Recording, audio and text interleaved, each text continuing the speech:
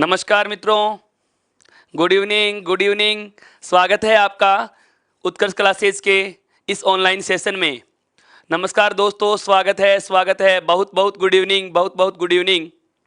आ जाइए दोस्तों, जुड़ जाइए मेरे साथ। अब आपसी बातें, अब आपसी वार्तालाप बंद करें और अब कक्षा में जुड़ जाइए दोस्तों।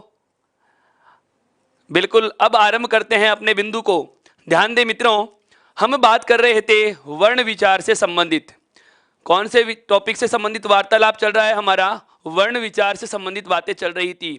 और दोस्तों गुड इवनिंग, स्वागत है आप सभी का। बहुत बहुत स्वागत है आप सभी का। उत्कर्ष परिवार की ओर से मैं आपका हार्दिक अभिनंदन करता हूं, स्वागत करता हूं इस ऑनलाइन सेशन में। अब दोस्तों, इस स्वागत की बेला का सही आनंद आएगा, तुरंत बाद आपका ध्यान आ जाना चाहिए वापस से मोबाइल स्क्रीन पे। अपने बिंदु को आगे बढ़ाते हुए बात करना चाहेंगे आज वर्ण विचार से संबंधित। हाँ दोस्तों, हम बात कर रहे थे व्यंजनों के वर्गीकरण की, और उन सभी बातों को ध्यान में रखते हुए उसके ठीक पहले हमने स्वरों का वर्गीकरण भी पढ़ा है। कुछ एक मेरे दोस्त जो आज ही मुझसे जुड़े हैं, मैं बता देता हूं मित्रों, इससे पहले के जो वीडियोज हैं, यदि आपने चैनल को सब्सक्राइब कर रखा है, बेल आइकन को प्रेस कर रखा है, तो चैनल की प्लेलिस्ट में देखिए, हिंदी के नाम से अलग से एक प्लेलिस्ट बना दी गई है और उसमें इसके ठीक पहले के सारे भाग लिस्ट आउट कर दिए गए हैं। आप वहां से इसके ठीक पहले की कक्षाएं भी देख सकते हैं। और वो विद्यार्थी, वो मेरे मित्र जो लगातार मुझसे जुड़े हुए हैं, अब आ जाइए वापस से अपने बिंदु पे आते हैं। बहुत अच्छे से समझिए, हमारा जो बिंदु चल रहा है दोस्तों, वह चल रहा है कौन सा? वर्ण विचार। क्या चल रहा है मित्रों? वर्ण विचार चल रहा है। इस वर्ण विचार में, नमस्ते सभी को, नमस्ते। ध्यान दें, वर्ण विचार में हम बात कर रहे थे दोस्तों व्यंजनों की। हम बात किसी कर रहे हैं दोस्तों? व्यंजन वर्गीकरण की बात कर रहे थे। और इस व्यंजन वर्गीकरण में जो हमारा अंतिम और सबसे ज्यादा महत्वपूर्ण व्यंजन वर्गीकरण में हमारा अंतिम और सबसे ज्यादा महत्वपूर्ण वर्गीकरण बचा हुआ है दोस्तों, उसे आज हम लेने वाले हैं। सबसे पहले मैं आपको उसका नाम बता रहा हूं, वह है कौन सा? उच्चारण स्थान के आधार पर। ध्यान दे दोस्तों, उच्चारण स्थान के आधार पर वर्णों का वर्गीकरण पढ़ना है हमें। उच्चारण स्थान के आधार पर किसका वर्गीकरण पढ़ना है मित्रों? वर्णों का वर्गीकरण पढ़ना है। बिल्कुल बिल्कुल। आज मैं आप इसके साथ में एक नई चीज और देने वाला हूं मित्रों। आज आपको मैं मौका भी दूंगा, इस चीज का, बिल्कुल बिल्कुल, इस चीज का आपका हर डाउट क्लियर करने का मौका भी दूंगा आपको। पहले सुने, पहले आप सारी बातें समझे कि मैं इस बिंदु को शुरुआत कैसे देने वाला हूं। आराम से सुनिए। आज का हमारा जो बिंदु है, चर्चा का बहुत ही ज्यादा महत्वपूर्ण बिंदु है, वह कौन सा है? उच्चारण स्थान के आधार पर मित्रों वर्णों का, हर वर्णों का वर्गीकरण। सभी का आभार, स्वागत है सभी का दोस्तों। अब ये स्वागत की बेला आगे बढ़ाइए और बिंदु पे आ जाइए दोस्तों, बिंदु पे आ जाइए। उच्चारण स्थान के आधार पर कल हमने अंत में पढ़ा था जाते जाते, कौन सा दोस्तों? केवल उच्चारण के आधार पर। किसके आधार पर पढ़ा दोस्तों? केवल उच्चारण के आधार पर पढ़ा। और आज है हमारा कौन सा? उच्चारण स्थान। इन दोनों में क्या अंतर होता है? उच्चारण का शाब्दिक अर्थ होता है दोस्तों बोलना। उच्चारण का शाब्दिक अर्थ होता है दोस्तों क्या? बोलना। और उच्चारण स्थान का मतलब क्या हो गया? बोलने की जगह। बोलने की जगह के आधार पर, बोलने की जगह के आधार पर वर्णों का वर्गीकरण हमें पढ़ना है दोस्तों। यहां भी ध्यान देना, मैंने एक नया शब्द लिखा है आपके लिए। क्या? व्यंजनों का नहीं पढ़ रहा हूं मैं, बता रहा हूं आपको कौन सा? वर्णों का वर्गीकरण बता रहा हूं। अर्थात इसमें स्वर और व्यंजन दोनों का वर्गीकरण करेंगे। इसमें स्वर और व्यंजन दोनों का वर्गीकरण करेंगे। राम राम सभी को, राम राम। अब जुड़ जाइए मित्रों, वापस से आ जाइए अपने बिंदु पे। बिल्कुल आपका ध्यान मोबाइल स्क्रीन पे होना चाहिए, अपने लैपटॉप और कंप्यूटर स्क्रीन पे होना चाहिए दोस्तों। आनंद आने वाला है इस सेशन का। आज का बहुत ही अच्छा बिंदु लिया है मैंने। व्यंजनों में या वर्णों में मैं बात करूं तो सबसे ज्यादा महत्वपूर्ण विभाजन पढ़ने वाले हैं दोस्तों आज। इसको आरंभ करने से पहले समझिए क्या कि उच्चारण स्थान कौन कौन से होते हैं। उच्चारण स्थान कौन कौन से होते हैं? हम क्या करते हैं, ध्यान देना, हम क्या करते हैं? मूल भाषा या संस्कृत व्याकरण को जो पढ़ने की एक शिक्षण विधि है दोस्तों, सूत्र विधि। कौन सी विधि की बात कर रहा हूं मैं दोस्तों? सूत्र विधि। हम क्या करते हैं? इस सूत्र विधि का सहारा लेते हैं। मूल व्याकरण में क्या किया गया है? पाणिनि महोदय के द्वारा इन उच्चारण स्थानों के कुछ सूत्र निर्धारित कर दिए गए हैं। क्या कर दिए गए हैं दोस्तों, सूत्र निर्धारित कर दिए गए हैं और हम उन सूत्रों को रटने लग जाते हैं। मैं ये नहीं कहता कि रटना गलत है, आप रटिए उन चीजों को जो आपके समझ में नहीं आ रही, लेकिन ये बहुत आसानी से समझ में आ जाने वाली चीजें हैं दोस्तों, बहुत आसानी से समझ में आ जाने वाली चीज है, इसे रटने की आवश्यकता ही नहीं है। देखो कैसे मैं बात कर रहा हूं, क्या कि उच्चारण स्थान क्या है, उच्चारण स्थान कैसे समझ में आएंगे, ध्यान से समझना।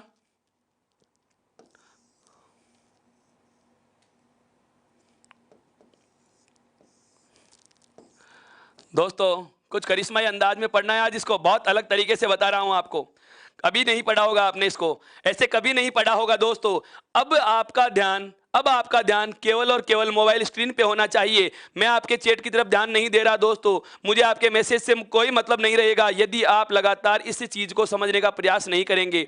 जब सवाल होता है, जब मैं पूछता हूं, आपकी कोई समस्या हो तो उनका मैं जवाब दूंगा, पर अभी मैं आपके सामने जो चीज बताने जा रहा हूं दोस्तों, उसे समझने का प्रयास करें। पीडीएफ भी मिलेगी, आप ई उत्कर्ष ऐप को इंस्टॉल कीजिए, टेलीग्राम ऐप को ज्वाइन कीजिए, पीडीएफ पर काम चल रहा है दोस्तों। हम ऐसे काम चलाओ मैटर आपको नहीं देंगे, बहुत अच्छा मैटर आपको प्रोवाइड करवाने वाला हूं हिंदी विषय का। उसका थोड़ा सा समय लग रहा है, लेकिन बहुत जल्द आपकी आंखों के सामने वो चीज भी उपलब्ध हो जाएगी। मित्रों ज्यादा से ज्यादा लोगों को इसका लिंक शेयर कीजिए ताकि इसका आनंद बिल्कुल इसका आनंद उठाया जा सके। अब ध्यान देना है, हम बात करने वाले हैं मित्रों आज कौन सी, उच्चारण स्थान की।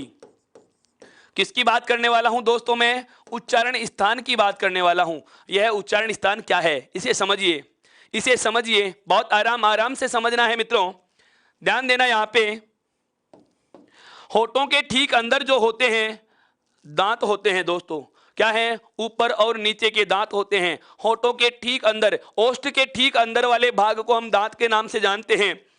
और दांत जिस चीज के लगे हुए हैं मित्रों, उसे कहा जाता है क्या, मसूड़ा। क्या कहा जाता है दोस्तों, मसूड़ा कहा जाता है। हम सभी बिल्कुल मैं आपका कोई डाउट रह गया तो उस पर भी चर्चा करूंगा। संघर्षी समझ में नहीं आया, कई मेरे मित्र कह रहे हैं। संघर्षी का मतलब होता है मित्रों, किसी वर्ण को बोलते समय प्राणवायु को यदि संघर्ष करके बाहर निकलना पड़े, अर्थात जीभ किसी मुखावयव के इतनी पास आ जाती है कि हवा को दबकर बाहर निकलना पड़ता है, प्राणवायु दो भागों के मध्य बिछकर बाहर निकलती है, तो ऐसे उच्चारित होने वाले वर्णों को संघर्षी कहा जाता है। और जिन वर्णों में स्पर्श और संघर्ष दोनों होते हैं उन्हें स्पर्श संघर्षी कहा जाता है दोस्तों। बिंदु पे आइए, तो ये जो ऊपर और नीचे के दांत होते हैं जिस चीज के लगे होते हैं दोस्तों, उसे कहा जाता है मसूड़ा। उसे क्या कहा जाता है, मसूड़े कहा जाता है, मूर्धा कहा जाता है।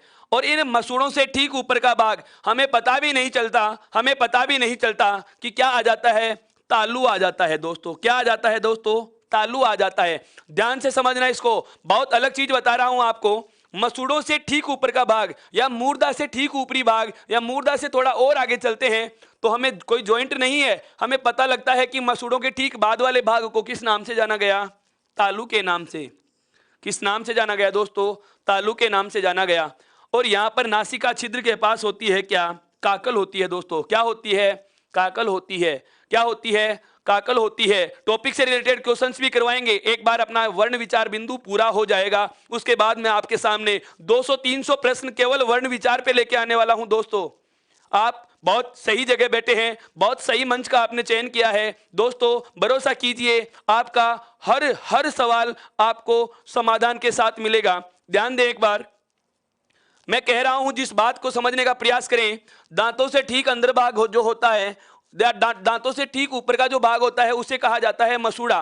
क्या कहा जाता है दोस्तों, मसूड़े कहा जाता है। और मसूड़ों के ठीक ऊपरी भाग का नाम होता है दोस्तों तालू। तालू के जस्ट बाद में होती है क्या, काकल, नासिका छिद्र के मध्य। अब है क्या, जीवा जो होती है इस तालू के बाद और दांतों के पीछे जो कहां जा रही है दोस्तों, गले में जा रही है। जीवा जिसे हम कहते हैं क्या दोस्तों, जीभ कहते हैं। क्या कहते हैं दोस्तों, जीभ कहते हैं, जीवा जिसे हम कह रहे हैं। सुनिए, विचार होते हैं मानव मन में।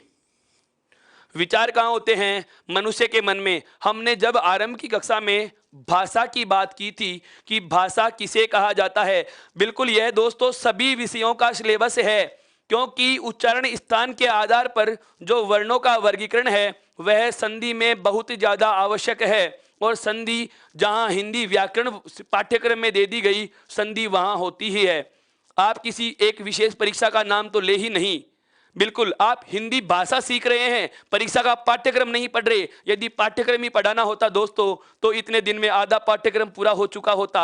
मैं आपको हिंदी व्याकरण सिखा रहा हूं, हिंदी व्याकरण का हम अध्ययन कर रहे हैं, समग्र बिंदुओं का हम अध्ययन करने वाले हैं। फिर चाहे हिंदी के नाम पे कोई भी परीक्षा में बैठे, बिना डर के निसंकोच हम हर प्रश्न का जवाब दे सकते हैं। किसी प्रकार का कोई भ्रम हमारे जहन में नहीं रहेगा। ध्यान दीजिए, मनुष्य के मन में जो होते हैं क्या विचार, क्या होते हैं दोस्तों, विचार होते हैं। अब मेरे साथ आप इसको समझने का प्रयास करना। मानव मन में विचार हैं, उनमें आवाज नहीं है। जैसे ही विचारों को आवाज का रूप प्रदान किया जाता है, जैसे ही विचारों को आवाज का रूप प्रदान किया जाता है तो वे बाहर आएंगे। जिस माध्यम से बाहर आते हैं उस माध्यम को नाम दिया गया था भाषा। क्या नाम दिया गया था दोस्तों, भाषा नाम दिया गया था। अर्थात विचारों को बाहर निकालने या विचारों के लेन देन के माध्यम को हमने भाषा कहा। अब समझना, उच्चारण स्थान यहां से कैसे निकल के आए, रटने की बात नहीं है। क्या कोई भी बात सबसे पहले आरंभ होकर दोस्तों कौन से भाग में आ रही है, कोई भी बात सबसे पहले दोस्तों कहां आ रही है, कंठ में। कहां आई है दोस्तों, कंठ में आई है। कहां आई दोस्तों, कंठ में आ रही है। अब ध्यान दें, कंठ के ठीक बाद ऊपरी भाग जो आता है, कंठ के जस्ट बाद में जो ऊपरी भाग आ रहा है उसे हम नाम देते हैं दोस्तों तालु। क्या नाम देते हैं दोस्तों, तालु नाम देते हैं। तालवा जिसको बोला जाता है उसे क्या नाम दिया हमने, तालु नाम दिया।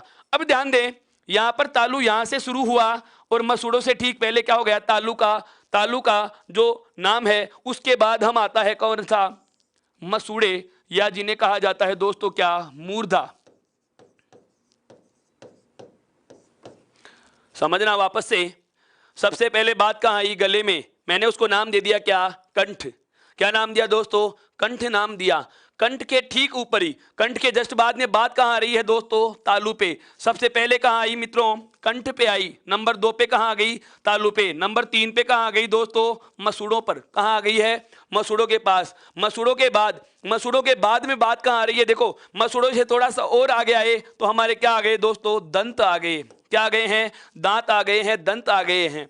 और दंत के बाद में बात कहां आ रही है दोस्तों, ओष्ठ पर आ रही है। कहां आ रही है दोस्तों, ओष्ठ पर आ रही है। और ओष्ठ के बाद में बात कहां आ गई मित्रों, बाहर। ओष्ठ के बाद दांत कहां, बिल्कुल बिल्कुल, दांत, दांतों के बाद में क्या आ रहे हैं, ओष्ठ। और ओष्ठ के बाद में बात कहां आ गई मित्रों, बाहर आ गई है, बाहर आ गई है। तो एक प्रकार से हम इसका एक सीक्वेंस समझ सकते हैं। एक क्रम की बात करी जाए, एक क्रम की बात की जाए क्या, कि सबसे पहले कौन सा आया, कंठ। सबसे पहले कौन सा स्थान आ रहा है मित्रों, कंठ आ रहा है। कंठ के बाद में नंबर 2 पे कौन सा आ गया दोस्तों, तालु। कौन सा आ गया, तालु। तालु के बाद में तीसरे स्थान पे कौन सा आ गया, मूर्धा। कौन आ गया दोस्तों, मूर्धा आ गया। मूर्धा के बाद में नंबर 4 पे, मूर्धा के बाद नंबर 4 पर कौन सा आ गया दोस्तों, दंत।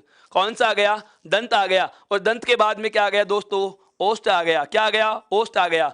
अब इसके अलावा क्या क्या बचा है, एक तो आपके पास बचा हुआ है दोस्तों कौन सा, काकल। और एक बचा हुआ है कौन सा, नासिका। एक कौन सा बचा हुआ है दोस्तों, नासिका। ये केवल उच्चारण स्थान है।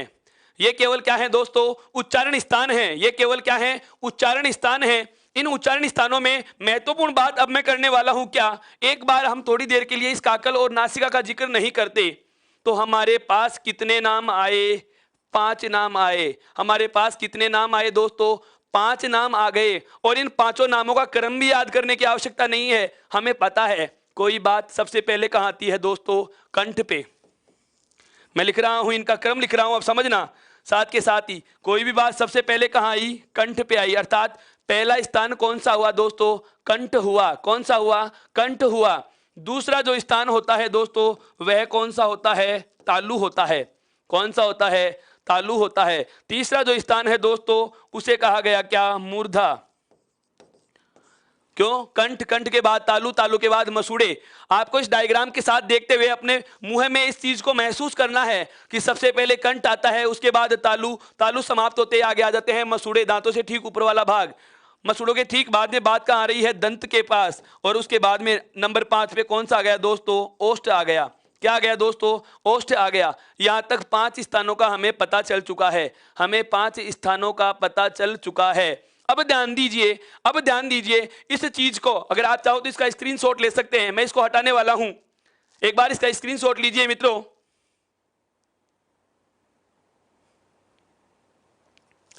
अब जो महत्वपूर्ण बात मैं करने वाला हूं क्या, अब जो मैं महत्वपूर्ण बात करने वाला हूं क्या, हमारे पास 5 उच्चारण स्थान आ गए दोस्तों। कितने उच्चारण स्थान आ गए दोस्तों? 5 उच्चारण स्थान आ गए हैं। और ये पांचों स्थान जो आपके सामने उल्लेखित किए जा चुके हैं, क्या एक मानव के मन में जो कोई बात होती है सबसे पहले कहां आती है दोस्तों? कंठ पे। उसके बाद में कहां आई? तालु पे। उसके बाद में तीसरा स्थान कौन सा आया? मसूड़ा। उसके बाद में चौथा स्थान कौन सा आ रहा है दोस्तों? दंत। और दंत के बाद में पांचवा स्थान कौन सा आ रहा है दोस्तों? ओष्ठ आ रहा है। अर्थात हम कहें कि मोटे मोटे हमारे पास कितने नाम आ गए दोस्तों? 5 नाम आ गए। अब बात करते हैं आगे की, अब हम बात करते हैं आगे की दोस्तों। देखिए क्या, जैसे मैं कहूं हम बहुत बार किसी व्यक्ति का किसी स्थान के साथ संबंध जोड़ लेते हैं। हम क्या करते हैं? किसी व्यक्ति का किसी स्थान के साथ संबंध जोड़ लेते हैं, और ऐसे संबंध बताने वाले विशेषण शब्दों को दोस्तों व्यक्तिवाचक विशेषण कहा जाता है, जो बहुत सारी गाइडों में नाम तक नहीं मिलता। व्यक्तिवाचक विशेषण कहा जाता है। जैसे हम राजस्थान की बात करें, जैसे कोई राजस्थान से होता है तो उसे राजस्थानी कहा गया। बिल्कुल बिल्कुल। जैसे कोई व्यक्ति शहर का होता है हम उसे शहरी कह देते हैं। क्या कह देते हैं दोस्तों?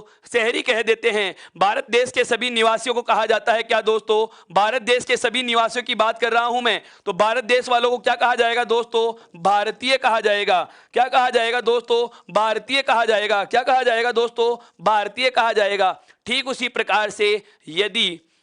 प्रकार से यदि कोई वर्ण कंठ से बोला जाता है, यदि कोई वर्ण कंठ से बोला जाता है दोस्तों, तो उसे कहा जाता है क्या? मैं इधर लिख देता हूं इनके नाम। जो कंठ से बोला जाता है दोस्तों उसे कहा जाता है कंठे। नाम बता रहा हूं, केवल नाम बता रहा हूं। क्या इसे क्या कहा जाएगा? कंठे। तालु से बोले जाने वाले को कहा जाएगा दोस्तों तालव्य। क्या नाम देंगे? तालव्य। मूर्धा से यदि किसी वर्ण का उच्चारण होगा तो उसे बोला जाता है क्या दोस्तों? मूर्धन्य। क्या बोलेंगे हम? मूर्धन्य। और दंत से जो उच्चारित होने वाला नाम वर्ण होगा उसे कहा जाएगा दोस्तों क्या? दंते। और ओष्ठ से उच्चारित होने वाले का नाम होगा दोस्तों ओष्ठे। यहां तक की बात भी हमारे समझ में आ गई। क्या समझ में आई कि सर 5 हमें स्थानों का पता चल चुका है जिनका क्रम क्या है, जिनका क्रम क्या है? बिल्कुल गुजराती भैया, राजस्थानी भैया, हम सभी भारतीय हैं, हम सभी भारतीय हैं। मैंने संपूर्ण देश का नाम लिख दिया है, हम भारतीय हैं। अब हमारे बिंदु पे आ जाइए। ये व्यक्तिवाचक विशेषण है। जब हम विशेषण पे चर्चा करेंगे उस संदर्भ में आपके बारे में बिल्कुल बिल्कुल आपके सभी विचारों से मैं सहमत हूं। मैं इसका और ज्यादा जिक्र करूंगा। अभी केवल मेरा उद्देश्य ये नाम समझाने का था कि उच्चारण स्थान के अनुसार ही हम क्या करते हैं? उन वर्णों का संबंधित नाम बना लेते हैं। जिस वर्ण का उच्चारण करते समय जीभ कंठ में स्पर्श करती है उसे कंठे कहा जाएगा। क्या कहा जाएगा? कंठे कहा जाएगा। यदि जीभ तालु पे स्पर्श कर रही है तो उसे तालव्य कहा जाएगा। यदि जीभ मूर्धा को स्पर्श कर रही है तो उसे मूर्धन्य कहा जाएगा। और यदि जीवा या जीभ दंत पे स्पर्श करती है दोस्तों तो उसे दंत कहा जाता है। और यदि जीभ ओष्ठ पे स्पर्श करती है, या मैं कहूं हमारे होंठ आपस में भिड़ते हैं, ओष्ठ आपस में स्पर्श करते हैं दोस्तों, तो उसे ओष्ठ्य वर्ग कहा जाता है। उस वर्ण को ओष्ठ्य वर्ण कहा जाता है। यहां तक की बात समझ में आई। अब मैं बात करता हूं आगे की। ध्यान दें, अब हमारा जो बिंदु आरंभ होता है आज का वह कौन सा होगा? इन वर्णों का अर्थात उच्चारण स्थान के आधार पर। उच्चारण स्थान आपके सामने 5 आ चुके। उच्चारण स्थान के अनुसार 5 के नाम हमें पता चल चुके हैं। वर्गीकरण के 10 भाग होंगे, हमें केवल 5 नाम पता चले हैं। अभी बताऊंगा छठा नाम कैसे बनेगा दोस्तों। इसे आप स्क्रीनशॉट के रूप में ले सकते हैं ताकि मैं आगे बढ़ूं। अब बात करते हैं आगे की। देखिए, मैं इसको एक सारणी के द्वारा भी बता सकता हूं आपको। जैसे हम एक सारणी बनाएं दोस्तों, सारणी किसे कहा जाता है? बिल्कुल, सारणी किसे कहा जाता है? बहुत सारे मेरे मित्रों ने कंप्यूटर में RSCIT कर रखा होगा। मैंने बहुत अच्छा प्रश्न पूछ लिया। सारणी किसे कहा जाता है? बताइए दोस्तों, सारणी किसे कहा जाता है? सर ये भी कोई प्रश्न है क्या? बिल्कुल, बहुत अच्छा प्रश्न है मित्रों। यदि RSCIT पढ़ा होगा, RSCIT क्या होगा, तो कंप्यूटर में भी इस परिभाषा का बहुत बार जिक्र होता है दोस्तों। रो और कॉलम में बनी संरचना को सारणी कहा जाता है दोस्तों। हिंदी के हर शब्द का एक परिभाषाएं होती हैं। हर शब्द की बिल्कुल बिल्कुल, हर शब्द में अपना अर्थ छुपा होता है। इसीलिए तो कहते हैं क्या कि हर शब्द में अर्थ होता है। वर्णों का सार्थक योग ही दोस्तों शब्द होता है। वर्णों का सार्थक योग ही क्या होता है दोस्तों? शब्द होता है। ध्यान दें, ध्यान दें, हमारे पास एक सारणी की संरचना आ रही है जिसमें पहला कॉलम जो हमने बनाया वह बना लिया क्रमांक संख्या का। अगला जो कॉलम बना रहा हूं मैं बना रहा हूं कौन सो? बिल्कुल वर्ण। और वर्ण में दोस्तों क्या लेंगे? इसमें आप व्यंजन और स्वर दोनों को शामिल करेंगे। वर्ण में हम व्यंजन की भी चर्चा करेंगे दोस्तों और स्वर की भी चर्चा करेंगे। व्यंजन के अंतर्गत हम वर्ण के अंतर्गत व्यंजन और स्वर दोनों की चर्चा करेंगे। उसके बाद जो हमारा अगला वर्ग होगा वह होगा दोस्तों उच्चारण स्थान का। कौन सा होगा दोस्तों? उच्चारण स्थान का। इस सारणी को भरने का बहुत ही अच्छा तरीका है। इस तालिका को भरने के लिए हमें किसी प्रकार की कोई चीज रटने की आवश्यकता नहीं होगी। अंतिम जो इसमें हम वर्ग बनाएंगे, जो बनाएंगे क्या? नाम। उच्चारण स्थान के अनुसार इनका नाम क्या होगा? हमें विभाजन किसका करना है दोस्तों? वर्णों का विभाजन करना है। किसका विभाजन करना है? वर्णों का। वर्ण में स्वर भी आएंगे। मैं स्वर लिख रहा हूं, ए आ का, ई दीर्घ ई का, उ और ऊ का, री, ए, ऐ, ओ और औ। ये हमारे 11 स्वर हैं। इसके अलावा व्यंजनों का वर्गीकरण भी करेंगे। व्यंजन में आपके 5 वर्ग हैं। बिल्कुल, व्यंजन में आपके 5 वर्ग हैं, कै, चे, टे, ते और पे। इसके अलावा एक लाइन आती है दोस्तों, कौन सी? अंतस्थ वाली। मैं वर्ण लिख रहा हूं अंतस्थ के। यहाँ पे कौन कौन से हैं दोस्तों? ये, रे, ले और वे। ये, रे, ले और वे। इसके अलावा अंतिम वर्ग जिसे हम ऊष्म के नाम से जानते हैं, जिसमें सबसे पहला आता है श, श, से और है वर्ण। श, से और है वर्ण। ये अंतिम चारों ऊष्म हैं। इसके ठीक पहले वाले 4 जो हैं वो आपके अंतस्थ हैं। और ये जो 5 वर्ग हैं, कै, चे, टे, ते, पे, इन्हें वर्गीय वर्ण कहा जाता है। इन्हें क्या कहा जाता है दोस्तों? वर्गीय वर्ण कहा जाता है। अब हमें क्या करना है? इन्हीं का विभाजन करना है। अब हमें क्या करना है? इन्हीं का विभाजन करना है दोस्तों। तो विभाजन आरंभ कर रहा हूं। सबसे पहला वर्ग, ध्यान दें, सबसे पहला कॉलम। आपको केवल 1 नंबर का याद रखना है कि पहले में कौन सा लिखा था। इसके बाद सारे क्रम से आते चले जाएंगे। इसके बाद सारे के सारे क्रम से आते चले जाएंगे। देखिए, सबसे पहले में मैं लिख रहा हूं, स्वरों में से ले लिया मैंने पहला समूह है, अर्थात ए और आ। स्वरों में से पहला समूह ले लिया। कौन सा? क्योंकि स्वर और व्यंजन दोनों का वर्गीकरण करना है, तो सबसे पहला कौन सा ले लिया? ए और आ, अर्थात एक जोड़ा स्वरों में से उठा लेंगे। एक जोड़ा स्वरों में से उठा लिया। अब एक लाइन हम व्यंजनों की भी लेंगे। तो यहां पर सबसे पहला वर्ग कौन सा आता है दोस्तों? कै वर्ग आता है। कौन सा आता है? कै वर्ग आता है। कै वर्ग ले लिया। इसके अलावा देखिए, एक है हमारे पास कौन सा? अनुस्वार। और एक है दोस्तों कौन सा? विसर्ग। एक कौन सा है? विसर्ग। अब हम बात करते हैं क्या? विसर्ग की। जो विसर्ग भी यहां पर गिना जाता है, अर्थात विसर्ग भी पहले वर्ग या पहले उच्चारण स्थान में ही हम शामिल करेंगे। अब यहां पर एक बात ध्यान देना। अब यहां पर एक बात ध्यान देना दोस्तों, क्या संस्कृत भाषा या मूल भाषा की जब हम सूत्रों की बात करते हैं दोस्तों, तो है वर्ण का उच्चारण स्थान भी हम कंठ ही मानते हैं। कौन सा मानते हैं दोस्तों? कंठ ही मानते हैं। लेकिन हिंदी भाषा में इस है वर्ण का उच्चारण स्थान स्वतंत्र अलग से मानेंगे। अभी नाम आएगा आपके सामने, स्वर यंत्र से जिसे बोला जाता है और अली जिह्वा जिसका नाम होता है, उस है वर्ण को यहां इसमें शामिल नहीं करना है दोस्तों।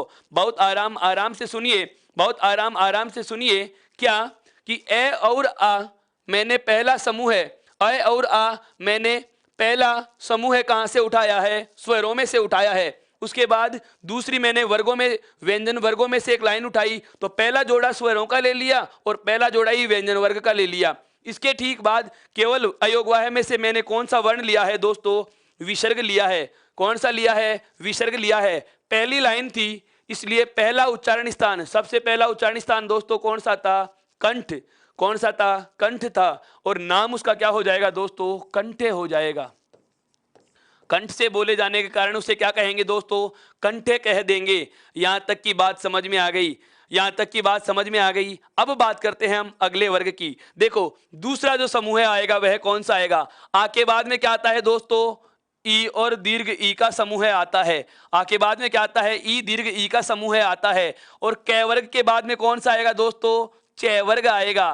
क्या आएगा दोस्तों, चै वर्ग आएगा। क्रम से चलते चलिए, एक लाइन याद कर लिया, एक लाइन का हमें पता चल गया, तो इसके बाद की सभी पंक्तियां हमें अपने आप स्वतः पता चलती जाएंगी कि इसके बाद कौन सा लिखा जाएगा, इसके बाद कौन सा लिखा जाएगा। बिल्कुल सर जी से अनुरोध है कि पटवारी के सिलेबस के हिसाब से पढ़ाइए। दोस्तों अनुरोध करने वालों से मैं भी यह अनुरोध करता हूं क्या कि यह पटवारी के हिसाब से ही पढ़ा रहा हूं। यह ओवरऑल हिंदी व्याकरण है, ओवरऑल हिंदी व्याकरण है। और चाहे वो केंद्र सरकार की भर्ती परीक्षा हो जिसमें एनवीएस के फॉर्म भरे भी जा रहे हैं, मेरे विद्वान साथियों में बता देता हूं आपको, हर प्रकार की भर्ती परीक्षा जिसमें हिंदी व्याकरण का नाम जुड़ा हुआ है, संधि उसमें जरूर आती है। और संधि के लिए हमें वर्णमाला पढ़नी पड़ती है। दोस्तों मैं इसे पढ़ा रहा हूं। यदि आपका ध्यान बिल्कुल बिल्कुल यदि आपका बराबर ध्यान मोबाइल स्क्रीन पे रहेगा तो आपको इस प्रकार के सवाल उठाने की आवश्यकता ही नहीं पड़ेगी, जवाब पहले ही मिल चुका है। ध्यान दीजिए, ध्यान दीजिए, मैंने क्या किया, ए और आ के ठीक बाद वाला स्वर समूह है जो कौन सा था, ई दीर्घ ई। कै के बाद में कौन सी लाइन आती है दोस्तों, चै वर्ग आता है। कौन सी आती है, चै वर्ग वाली पंक्ति आती है। लेकिन अब ध्यान देने वाली बात क्या है, हम स्वरों में से भी जोड़े उठा रहे हैं और वर्गीय वर्णों में से भी 2 वर्ग ले चुके, लेकिन इस अंतस्थ और ऊष्म में से कुछ नहीं लिया, अंतस्थ और ऊष्म में से कुछ नहीं लिया। तो ये कहते हैं भाई हमारे बारे में भी सोचिए, ये हमारे बारे में भी सोचिए। तो इनको भी कह दिया चलो कोई दिक्कत नहीं है, दोनों लाइनों में से एक एक आ जाओ, दोनों लाइनों में से एक एक आ जाओ। अर्थात एक ले लिया अंतस्थ वर्ण और एक ले लिया दोस्तों कौन सा, ऊष्म वर्ण। मैं यहां लिखूंगा यह अंतस्थ में से और तालव्य से कहां से, ऊष्म में से। दूसरा स्थान कौन सा था दोस्तों, आप बताएं। अब कंठ के बाद में दूसरा स्थान कौन सा आया था, कंठ के बाद दूसरा स्थान कौन सा आया था। बिल्कुल प्रमित भैया जी आपका जवाब बिल्कुल सही है। कंठ के बाद दूसरा स्थान आया था दोस्तों कौन सा, तालु। कौन सा आया था दोस्तों, तालु आया था। और वर्णों को क्या कहा जाता है, तालव्य कहा जाता है। क्या कहा जाता है दोस्तों, तालव्य कहा जाता है। अब ध्यान दें तीसरा स्थान आता है कौन सा, ई और बड़ी के बाद में अगला जो स्वर है वह कौन सा आ रहा है, ऊ और बड़ा ऊ का। लेकिन हमें पता है ओष्ठ आकृति के आधार पर ऊ और बड़ा ऊ ओष्ठ स्वरों में वृत्ताकार में गिने गए थे, अर्थात वृत्ताकार तो 5वें नंबर पे गिना जाएगा। बिल्कुल बिल्कुल आप सभी का जवाब सही है दोस्तों। ओष्ठ आकृति के आधार पर हम बात करें तो ऊ और बड़ा ऊ वृत्ताकार स्वर गिने जाते हैं, अर्थात नंबर 3 पे जो स्थान आता है वह तो कौन सा है दोस्तों, मूर्धा है। तालु के बाद में तीसरा जो स्थान आता है वह कौन सा आता है, मूर्धा।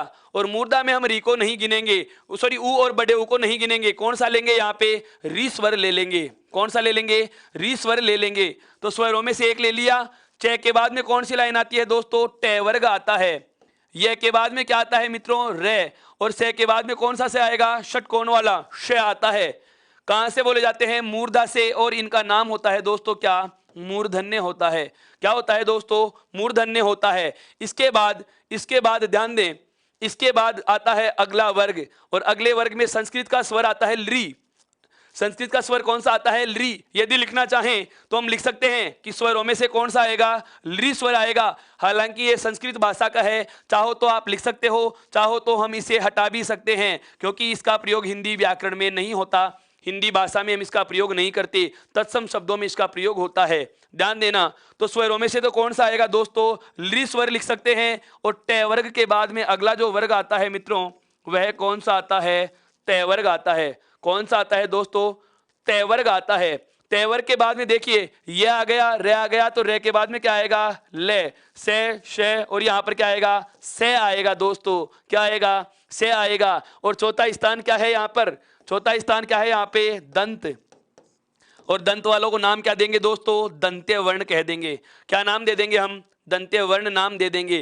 क्या नाम दे देंगे दोस्तों, दंत्य वर्ण नाम दे देंगे। पांचवा स्थान हमें पता है, देखो कंठ, कंठ के बाद तालु, तालु के बाद मूर्धा, मूर्धा के बाद दंत, और अंतिम है कौन सा, ओष्ठ। अंतिम कौन सा है दोस्तों, ओष्ठ। और ओष्ठ का नाम आते ही हमारा जो स्वर बचा हुआ है कौन सा, ऊ बड़ा ऊ, ऊ और दीर्घ ऊ। ते के बाद में कौन सा आता है दोस्तों, पै वर्ग आता है। कौन सा आता है दोस्तों, प वर्ग आता है। कहाँ से बोले जाते हैं ये? ओष्ठ से। और इन्हें कहा क्या जाता है दोस्तों? ओष्ठे कहा जाता है। क्या कहा जाता है दोस्तों? ओष्ठे कहा जाता है। अब यहां तक की बात सुनिए, अब यहां तक की बात सुनिए बहुत अच्छे से, बहुत अच्छे से सुनिए। अभी मैं स्क्रीनशॉट का आपको मौका दूंगा, केवल और केवल आपका ध्यान कान सुनने पे और आंखें देखने में रहनी चाहिए। आप अपना कमेंट अभी मत डालिए, मैं कमेंट्स की बात कर ही नहीं रहा, मैं आपके कमेंट देख भी नहीं रहा हूं। मैं बार बार कह रहा हूं, जब मुझे आवश्यक होगा कि मैं कमेंट्स के बारे में आपकी राय जानूंगा तो उस समय मैं स्वतः देख लूंगा। इसलिए आपका ध्यान पहले बिंदु पर होना चाहिए। इस चीज को समझिए, बहुत ही ज्यादा काम की बात बताने वाला हूं। अब हमें 5 उच्चारण स्थानों का पता था, हमें पहले 5 उच्चारण स्थानों का पता चल चुका था, उनका तो हम जिक्र कर चुके हैं। लेकिन आप मुझे एक बात बताइए दोस्तों, क्या पूरी वर्णमाला या संपूर्ण वर्णों का वर्गीकरण हो गया? देखो, जिन जिन वर्णों का वर्गीकरण कर चुके हैं मैं उन्हें मिटा देता हूं। देखिए, ए आ का, ई बड़ी ई का, ऊ बड़े ऊ का और री का, इन स्वरों का स्थान हमें पता चल चुका है दोस्तों, पता चल चुका है। इन्हें हम हटा लेते हैं। इसके अलावा देखो, कै वर्ग का स्थान पता चल चुका है, च वर्ग का स्थान पता चल चुका है, ट वर्ग का स्थान पता चल चुका है और त वर्ग का स्थान पता चल चुका है और प वर्ग का स्थान पता चल चुका है। अर्थात पांचों वर्ग जो हैं उनका स्थान भी हमें पता चल गया। तो एक बार इन्हें भी हटा लीजिए ताकि जिनका जिक्र हमने नहीं किया उनका पता लगाया जा सके कि कौन कौन से रह चुके हैं। अंतस्थ और ऊष्म में यह आ चुका है, रे भी आ चुका है और ले भी आ चुका है। अर्थात यह, रे और ले का हमें स्थान पता चल गया। ऊष्म में प्रारंभ के तीनों वर्ण या तीनों सकार वर्ण जो हैं इनका भी स्थान देखो हमने क्रम से ले लिया है। अर्थात इन्हें भी हम हटा लेंगे, इन्हें भी हम हटा लेंगे। अब हमारे पास विसर्ग का भी हमें स्थान पता चल चुका है दोस्तों, कंठ में लिखा है, इसे भी हम हटा लेंगे। बचे हुए वर्ण देखिए कितने बचे हैं, केवल स्वरों में 4 बच रहे हैं, ए, ऐ, ओ, औ। वापस से बता देता हूं, पहला स्थान, पहला जोड़ा ए आ के बाद में ई बड़ी ई, फिर ऊ को हमने ओष्ठ में लिखा क्योंकि वृत्ताकार स्वर होता है, और री को लिख दिया मूर्धा में, और दंत में कौन सा आता है? ली स्वर आता है। कौन सा आता है? ली स्वर आता है। बात आती है वर्गीय व्यंजनों की, वर्गीय वर्णों की, तो ध्यान दें स्थान कितने थे? 5। सबसे पहला स्थान कौन सा आया था? कंठ। उसके बाद में कौन सा आया? तालु। तालु के बाद में कौन सा आया? मूर्धा। मूर्धा के बाद में कौन सा आया? दंत। दंत के बाद में क्या गया? ओष्ठ। तो जिस क्रम में इनके नाम हमने पढ़े वैसे ही लिखते जाओ। देखो, पहला स्थान, पहला वर्ग है कै वर्ग, दूसरे स्थान से दूसरा वर्ग च वर्ग, तीसरे स्थान से तीसरा वर्ग ट वर्ग, चौथे स्थान से चौथा वर्ग और पांचवें स्थान से दोस्तों पांचवा वर्ग। अब हम बात करते हैं क्या? बचे हुए वर्णों की। तो एक बार बचे हुए वर्ण हम उल्लेखित करते हैं यहां पर, एक बार हम बचे हुए वर्ण लिख लेते हैं दोस्तों। देखो, एक तो हमारे पास क्या बचा हुआ है? ए और आई का स्थान निकालना है। इसके अलावा हमें ओ और औ का स्थान निकालना है, ओ और औ का स्थान निकालना है। स्वरों का जिक्र मैं कर चुका हूं, आ गए सारे। अब बात आती है व्यंजनों में। देखो क्या बचे हुए हैं? 2। क्या क्या? एक तो बचा हुआ है दोस्तों वह बचा हुआ है हमारे पास। कौन सा बचा हुआ है? वह। और एक बचा हुआ है दोस्तों, कौन सा? है बचा हुआ है दोस्तों। कौन सा बचा हुआ है बचा हुआ है। और एक हमारे पास केवल क्या बचा है? अनुस्वार बचा है। क्या बचा है दोस्तों? अनुस्वार बचा है। इनका स्थान भी अभी आपके सामने मैं रखने वाला हूं। कैसे बनाऊंगा, कैसे इनके स्थानों का पता लगेगा, जरा देखिए गौर से, फिर आराम से बात समझ में आएगी। देखो, सबसे पहले मैं बात करूंगा किसकी? ए आई और ओ औ के स्थानों की।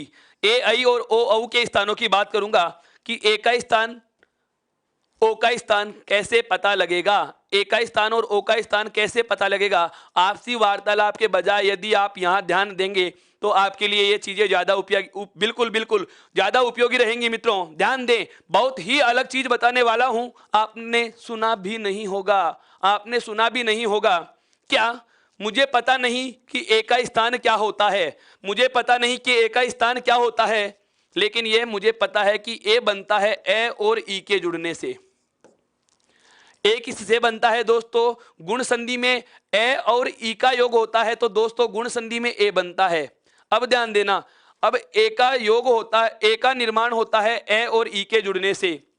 तो मैं कहूं ए की मात्रा यदि मुझे प्राप्त करनी हो, 3 चीजों के सवाल, 3 सवालों के जवाब दे रहा हूं, ध्यान से सुनना। ए बनता है ए और ई के जुड़ने से।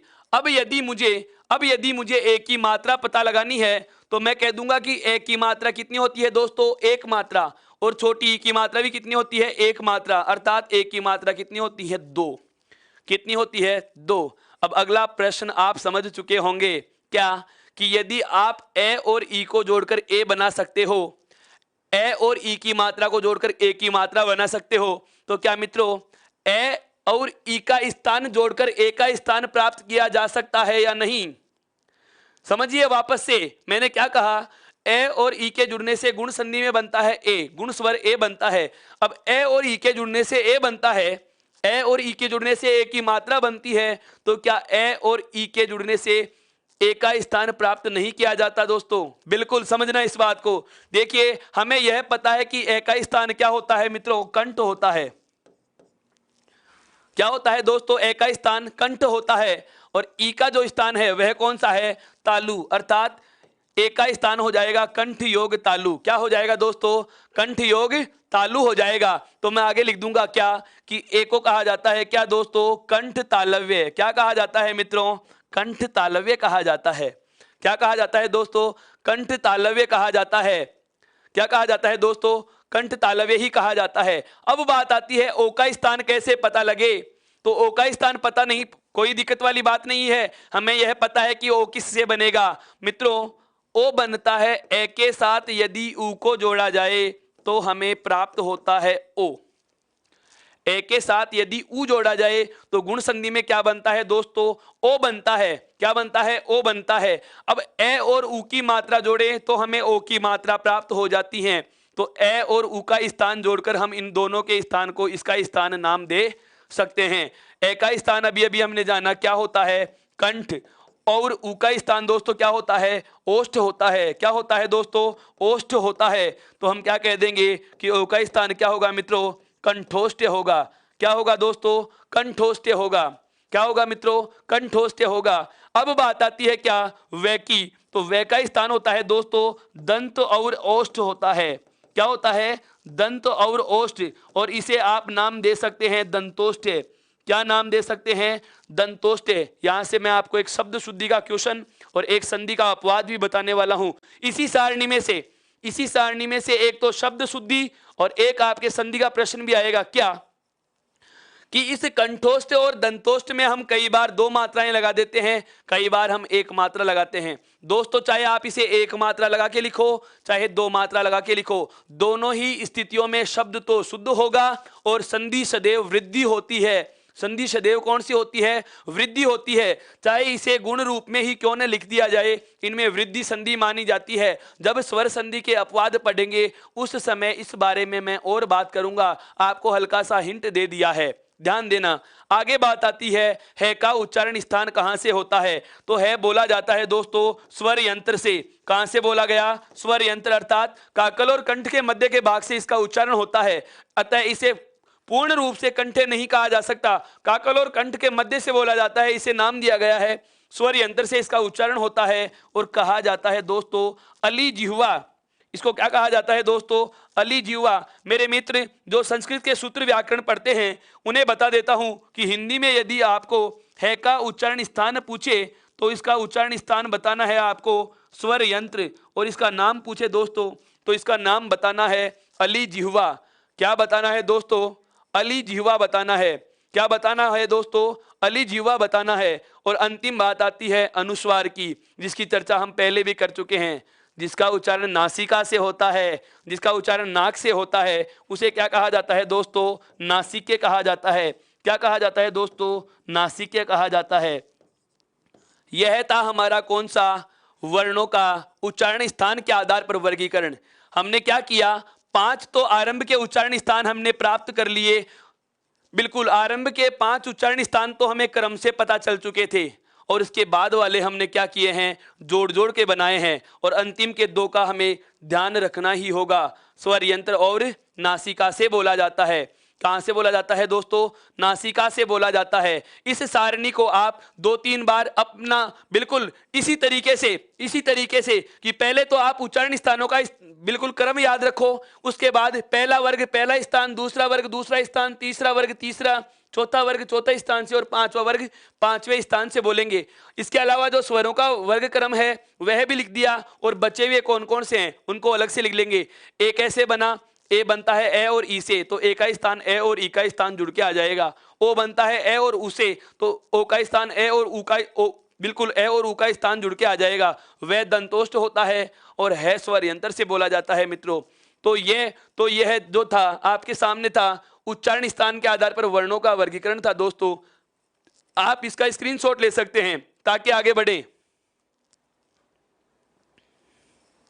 आराम से बिल्कुल आराम से इसका स्क्रीनशॉट लीजिए दोस्तों। एक नजर में बिल्कुल कोई सूत्र याद करने की आवश्यकता नहीं है, एक नजर में पूरा वर्णमाला का उच्चारण स्थान हमें पता चल चुका है दोस्तों। अब आप बात करेंगे क्या, बहुत सारे मेरे मित्र पहले से ही सवाल करना शुरू कर चुके थे कि सर स्वर कितने होते हैं, व्यंजन कितने होते हैं, वर्ण कितने होते हैं। ध्यान देना दोस्तों, मैं अभी इस वर्णमाला बिंदु को पूरा नहीं कर रहा हूं, इसमें बहुत सारी बातें अब आपको जानना बिल्कुल ज्यादा आवश्यक है। अभी तक आपने केवल क्या पढ़ा है? स्वर। अभी तक आपने क्या पढ़ा है? व्यंजन। मैं फिर कह रहा हूं, मैंने कुछ स्पेशल नहीं बताया है, मैंने वो चीज बताई है आपको जो आपको जाननी आवश्यक थी। मैंने दोस्तों वह पढ़ाया है जो आपको पढ़ना आवश्यक था। मैंने उन चीजों पर से पर्दा हटाया है जिन पे से हटना जरूरी था दोस्तों। यह वर्णमाला का एक विभाजन सा मैंने आपके सामने प्रस्तुत किया है। अब मैं बात करने वाला हूं, आप मुझे एक बात बताएं। अभी तक हमने केवल 2 प्रकार के वर्ण पढ़े हैं, एक तो स्वर पढ़ लिए, एक वर्ण पढ़ लिए। आप मुझे बताएं जरा दोस्तों, इसे मैं हटा सकता हूं दोस्तों? स्क्रीनशॉट ले लिया हो तो हम आगे बात करें। देखिए अब मैं बात करने वाला हूं आगे की, ध्यान से सुनना। अभी तक हम केवल बात कर चुके हैं क्या कि हिंदी में 11 स्वर पढ़ लिए हैं, और इसके अलावा हिंदी में व्यंजन कितने पढ़ लिए हैं दोस्तों? 33। लेकिन मेरा सवाल क्या है दोस्तों? वे सुनिए क्या इन 11 और 33 अर्थात कुल 44 वर्णों से हम संपूर्ण हिंदी व्याकरण बना सकते हैं? संपूर्ण हिंदी व्याकरण के वर्ण, शब्द और वाक्यों की रचना कर सकते हैं दोस्तों? नहीं कर सकते। इन 44 वर्णों के अलावा भी हिंदी में कुछ वर्ण बचे हुए हैं। बिल्कुल, जैसे इन 11 के अलावा 2 तो छोड़े हुए हैं स्वरों के साथ के, जिनका नाम होता है अयोगवाह्य। क्या होता है दोस्तों? अयोगवाह्य होता है। इन 33 के बाद 3 जो हम छोटी कक्षा से पढ़ते आए थे वो, और एक और होता है। 4 हम छोड़ चुके हैं, कौन से? संयुक्त अक्षर छोड़ चुके हैं। कौन से छोड़ चुके हैं दोस्तों? संयुक्त अक्षर छोड़ चुके हैं। और उनके अलावा भी कुछ और वर्ण हैं जिनको मैं अब आपके सामने रखने वाला हूं। बिल्कुल अब हमारा जो नया बिंदु आरंभ होने वाला है दोस्तों, आपने आज तक नाम नहीं सुना होगा क्या? हिंदी के अन्य वर्ण। पहले यह चीज जानेंगे हम कि अन्य वर्ण और कौन कौन से हैं। बहुत बार हम सुनते हैं कि हिंदी में वर्णों की संख्या 52 होती है। बहुत बार हम सुनते हैं 56 होती है। बहुत बार हम सुनते हैं 44 होती है। ये 44 क्या है, 52 क्या है, 56 क्या है, इन सब की चर्चा अब होगी। बिल्कुल अब होगी। अब आपके सारी चीजें क्लियर होती चली जाएंगी धीरे धीरे। देखिए, सबसे पहले अन्य वर्णों में मैं चर्चा करने वाला हूं। पहला तथ्य क्या? अयोगवाह्य। दोस्तों सबसे पहला जो अन्य वर्ण ले रहा हूं वह कौन सा ले रहा हूं? अयोगवाह्य ले रहा हूं। कौन सा ले रहा हूं दोस्तों? अयोगवाह्य ले रहा हूं। और अयोगवाह्य की बात की जाए तो पहला प्रश्न, कितने होते हैं? 2।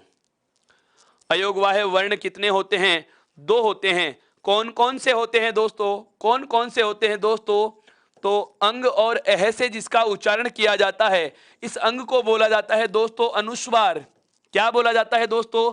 ये फैक्ट डाटा है, ये फैक्ट फाइल है दोस्तों, ये फैक्ट फाइल है। इसे केवल ध्यान रखने की है। इससे जुड़ती 2 बातें अलग से आएंगी, मैं उनका बहुत अच्छे से जिक्र करूंगा। क्या? इसका नाम होता है अनुस्वार, और अगला जो वर्ण होता है दोस्तों, इसे कहा जाता है क्या? विसर्ग। इसे क्या कहा जाता है दोस्तों? विसर्ग कहा जाता है। क्या कहा जाता है दोस्तों? विसर्ग कहा जाता है। अब जो दो बातें आपको जाननी है इनसे रिलेटेड, जिनका मैं मौखिक बहुत बार जिक्र कर चुका हूं, आज बताने वाला हूं लिखित रूप में। समझिए क्या। इस अयोगवाह्य से संबंधित पहला तथ्य, अयोगवाह्य से संबंधित पहला तथ्य क्या, इनका प्रयोग व्यंजन वर्णों के साथ नहीं होता। इनका प्रयोग व्यंजन वर्णों के साथ नहीं होता। इनका प्रयोग व्यंजन वर्णों के साथ नहीं होता। केवल किस पर होता है मित्रों, केवल स्वर के साथ प्रयुक्त किए जाएंगे। केवल किसके साथ प्रयुक्त होते हैं दोस्तों, स्वर के साथ प्रयुक्त होते हैं। केवल किसके साथ प्रयुक्त होते हैं दोस्तों, स्वर के साथ प्रयुक्त होते हैं। पहली बात जो जाननी बहुत ज्यादा आवश्यक थी, क्या कि अयोगवाह्य वर्ण कितने होते हैं। पहला प्रश्न, दो होते हैं। कितने होते हैं दोस्तों, दो होते हैं। कौन कौन से होते हैं, अंग और अह होते हैं। इसका नाम क्या है दोस्तों, अनुस्वार।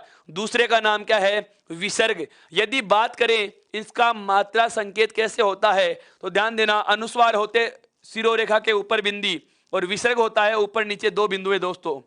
दूसरी महत्वपूर्ण बात जो जाननी आवश्यक है, इसी से संबंधित दूसरी जो महत्वपूर्ण बात, बिल्कुल दूसरी महत्वपूर्ण बात जो हमें बेहद ज्यादा जानना आवश्यक है, क्या इनकी सदैव दो मात्राएं मानी जाती हैं दोस्तों। इनकी सदैव कितनी मात्राएं मानी जाती हैं दोस्तों, दो मात्राएं मानी जाती हैं। दो का साइन मैंने आपको बहुत पहले बता दिया था। दो मात्राओं का संकेत होता है एस की तरह। छंदों में हम मात्रा गिनेंगे दोस्तों, बिल्कुल काव्य शास्त्र में हम पढ़ेंगे। कल मेरे मित्र कह रहे थे कि सर आप काव्य शास्त्र से संबंधित कोई जिक्र नहीं करते। काव्य शास्त्र का जिक्र करूंगा दोस्तों। अभी मैंने केवल वर्णमाला शुरू की है। अभी मैंने केवल वर्णमाला, बिल्कुल बिल्कुल वर्णमाला शुरू की है। जो ये एस की तरह लिखते हैं दोस्तों, यह होता है गुरु मात्रा का साइन, दो मात्राओं का संकेत। तो इनकी सदैव कितनी मात्राएं मानी जाती हैं, दो मात्रा मानी जाती हैं। कितनी मात्रा मानी जाती है दोस्तों, दो मात्राएं मानी जाती हैं। जब हिंदी में छंद पढ़ेंगे, जब हिंदी में छंद पढ़ेंगे तो मैं आपसे पूछूंगा कि मात्रा लगाने के नियम, और मात्रा लगाने के जो नियम होते हैं उसकी संदर्भ में हमें ध्यान रखना होगा कि यदि अनुस्वार या विसर्ग किसी वर्ण पर लगा हुआ है तो वहां दो मात्राएं गिनी जाएंगी दोस्तों। कितनी मात्राएं गिनी जाएंगी दोस्तों, दो मात्राएं गिनी जाएंगी। यहां तक की बात आपके समझ में आ चुकी है। अन्य वर्णों में, हिंदी के अन्य वर्णों में केवल पहला तथ्य मैंने आपके सामने रखा है दोस्तों, आप इसका स्क्रीनशॉट ले सकते हैं। मैं एक भारतीय जवान हूं, सेना का जवान हूं। बहुत बहुत धन्यवाद, बिल्कुल बिल्कुल बहुत बहुत धन्यवाद जवान भैया।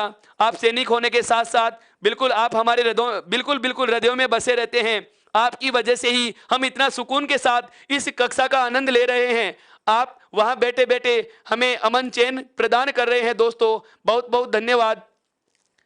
ध्यान दीजिएगा, हमने सबसे पहला जिक्र किया है कौन सा, अन्य वर्णों में अयोगवाह्य का। किसका जिक्र किया है दोस्तों, अयोगवाह्य का। अयोगवाह्य क्यों कहा जाता है इसे भी बता देता हूं। क्यों, यह जो शब्द है ये ए, योग और वाह्य तीन पदों का योग है। ए का मतलब होता है नहीं, योग का मतलब होता है जुड़कर, और वाह्य का मतलब वहन होने वाले। वे वर्ण जो जुड़कर वहन नहीं होते, किसके साथ जुड़कर वहन नहीं होते, व्यंजन वर्णों के साथ नहीं होते। जिसका प्रयोग व्यंजनों के साथ नहीं होता दोस्तों, केवल और केवल स्वरों के साथ होता है। तो आपको यह भी पता चल चुका होगा कि इनका प्रयोग कितने वर्णों पे किया जाएगा दोस्तों, 11 वर्णों पे किया जाएगा। कितने वर्णों पे होगा, 11 वर्णों पे होगा। अब आगे बात करते हैं दूसरे की। इसका स्क्रीनशॉट ले लिया है, आगे बढ़िए, बिल्कुल आगे बढ़िए दोस्तों। अगला बिंदु, अगला बिंदु हम ले रहे हैं क्या, अगला जो अन्य वर्ण आता है दोस्तों वह आता है क्या, संयुक्त अक्षर। संधि करके लिख सकते हैं संयुक्ताक्षर। संयुक्ताक्षर क्या होता है, संयुक्ताक्षर ध्यान से सुनना। संयुक्ताक्षर किसे कहा जाता है, संयुक्ताक्षर का मतलब होता है दोस्तों वे वर्ण जिसमें कम से कम, वे वर्ण जिसमें कम से कम दो व्यंजन और एक स्वर हो। कुल 3 वर्णों का योग होता है। कुल कितने वर्णों का योग होता है, 3 वर्णों का योग होता है। लेकिन देवनागरी लिपि के अनुसार उन्हें एक ही वर्ण चिन्ह के रूप में लिखा जा रहा है। हमें दृश्य रूप में एक वर्ण दिखता है, हमें दृश्य रूप में तो एक ही वर्ण दिखता है, लेकिन वास्तव में उसमें 2 व्यंजन और एक स्वर होता है। उसे क्या कहा जाता है दोस्तों, संयुक्त अक्षर कहा जाता है। और इसी से मिलती जुलती एक इकाई और आती है हमारे सामने, द्वित्व वर्ण आती है दोस्तों। क्या आती है दोस्तों? द्वित्व वर्ण आती है। मैं इसके बारे में भी अभी चर्चा करूंगा। पहले हम बात करते हैं क्या कि द्वित्व को छोड़कर सुनिए कि संयुक्त अक्षर क्या होते हैं। तो संयुक्त अक्षर के बारे में मैंने आपसे बात की क्या? वे वर्ण जिसमें दो व्यंजन और एक स्वर का योग हो क्या कहलाता है दोस्तों? संयुक्त अक्षर कहलाता है। पहला प्रश्न जो पूछा जाने का है क्या कि संयुक्त अक्षरों की संख्या कितनी होती है? पहला प्रश्न जो पूछा जाता है, संयुक्त अक्षरों की संख्या कितनी होती है दोस्तों? 4 होती है। कितना होते हैं? 4 होते हैं। कौन कौन से होते हैं? मैं आपके सामने लिख रहा हूं। क्ष, त्रय और जय। दोस्तों सुनना ध्यान से, इस वर्ण का उच्चारण हम करते हैं ग। क्या करते हैं दोस्तों? ग करते हैं। हालांकि एनसीईआरटी के वर्तमान के या नवीन जो संशोधित संस्करण है, इसमें इसके लिए कहा गया है कि बहुत बार तीसरे नंबर के अर्थात इस ग का उच्चारण क्या किया जाता है? ग किया जाता है। क्या किया जाता है? ग किया जाता है। जबकि इसका वास्तविक जो उच्चारण भाषा विज्ञान की दृष्टि से बात की जाए तो जय होता है। क्या होता है दोस्तों? च वर्ग का तीसरा वर्ण और उसी के साथ में च वर्ग का पंचमाक्षर जय होता है दोस्तों। क्या होता है? जय होता है। अब इसका विच्छेद बताऊंगा तब यह चीज आपके सामने हो जाएगी। लेकिन ध्यान रखना इसका उच्चारण हम भ्रमवश क्या करते हैं? ग कर देते हैं। क्या करते हैं दोस्तों? ग करते हैं, जो भाषा विज्ञान की दृष्टि से सही नहीं होगा दोस्तों। भाषा विज्ञान की दृष्टि से सही नहीं होगा। आत्मिक संतुष्टि के लिए या हम सामने वाले को समझाने के लिए। क्यों? क्योंकि यह उच्चारण प्रचलित है, यह लोक प्रचलन में है, जनता इसे समझ सकती है। अगर आप किसी के सामने यह कहोगे क्या विज्ञान, क्या कहोगे दोस्तों? विज्ञान कहोगे तो समझ नहीं पाएगा, विज्ञान कहोगे तो समझ पाएगा दोस्तों। क्यों? क्योंकि यह लोक प्रचलन में आ चुका है। लेकिन इसका विच्छेद जो होगा वो कुछ और ही बयां करता है। बात करेंगे बाद में। पहले हमें क्या ध्यान देना है क्या कि चौथा संयुक्त अक्षर कौन सा है दोस्तों? तो देखिए, चौथा जो संयुक्त अक्षर होता है दोस्तों वह होता है श्रेय। क्या होता है दोस्तों? श्रेय होता है। बात आती है क्या इनके प्रश्न कैसे पूछे जाते हैं? पहला प्रश्न, इनकी संख्या कितनी होगी? 4 होगी। दूसरा प्रश्न आता है दोस्तों जो बहुत ज्यादा महत्वपूर्ण है, इनका विच्छेद पूछता है कि इन्हें संयुक्त अक्षर कहा जाता है, अर्थात इनमें 2-2 व्यंजन और एक स्वर होते हैं, तो वे कौन से होंगे? जैसे क्ष की बात करें तो इसमें होता है क, उसके बाद में आता है दोस्तों मूर्धन्य सकार और उसके बाद में आता है ए। बहुत मेरे हिंदी के विद्वान साथियों से भी हो जाने वाली गलती बता रहा हूं। अब बिल्कुल गलती बता रहा हूं, ध्यान से समझना। कन्हैयालाल जी कुमावत, आपने जो विच्छेद लिखा है वह गलत है। बिल्कुल आपका प्रयास अच्छा है लेकिन आपने विच्छेद सही नहीं किया दोस्तों। ध्यान से सुनना। मैं यहाँ एक बहुत माइनर चीज बताने वाला हूं, गलती हम कहां कर बैठते हैं।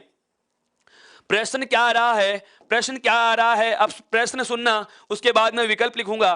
क्षय का सही विच्छेद क्या होता है? क्षय का सही विभाजन क्या होता है? और विकल्प आपके सामने दे दिया गया है कै योग क्षय। दूसरा विकल्प दिया गया है कै योग क्षय। तीसरा विकल्प हमारे पास दिया गया है। प्रश्न है क्या क्षय का सही विच्छेद क्या होगा? तीसरा विकल्प दिया गया है कै योग क्षय और चौथा जो विकल्प दे दिया गया हमें, क्या दिया गया? कै योग क्षय। आप मुझे बताएं दोस्तों, कि इस प्रश्न का जवाब कौन सा होगा? आपके पास प्रश्न भी है, क्षय का सही विभाजन क्या होगा?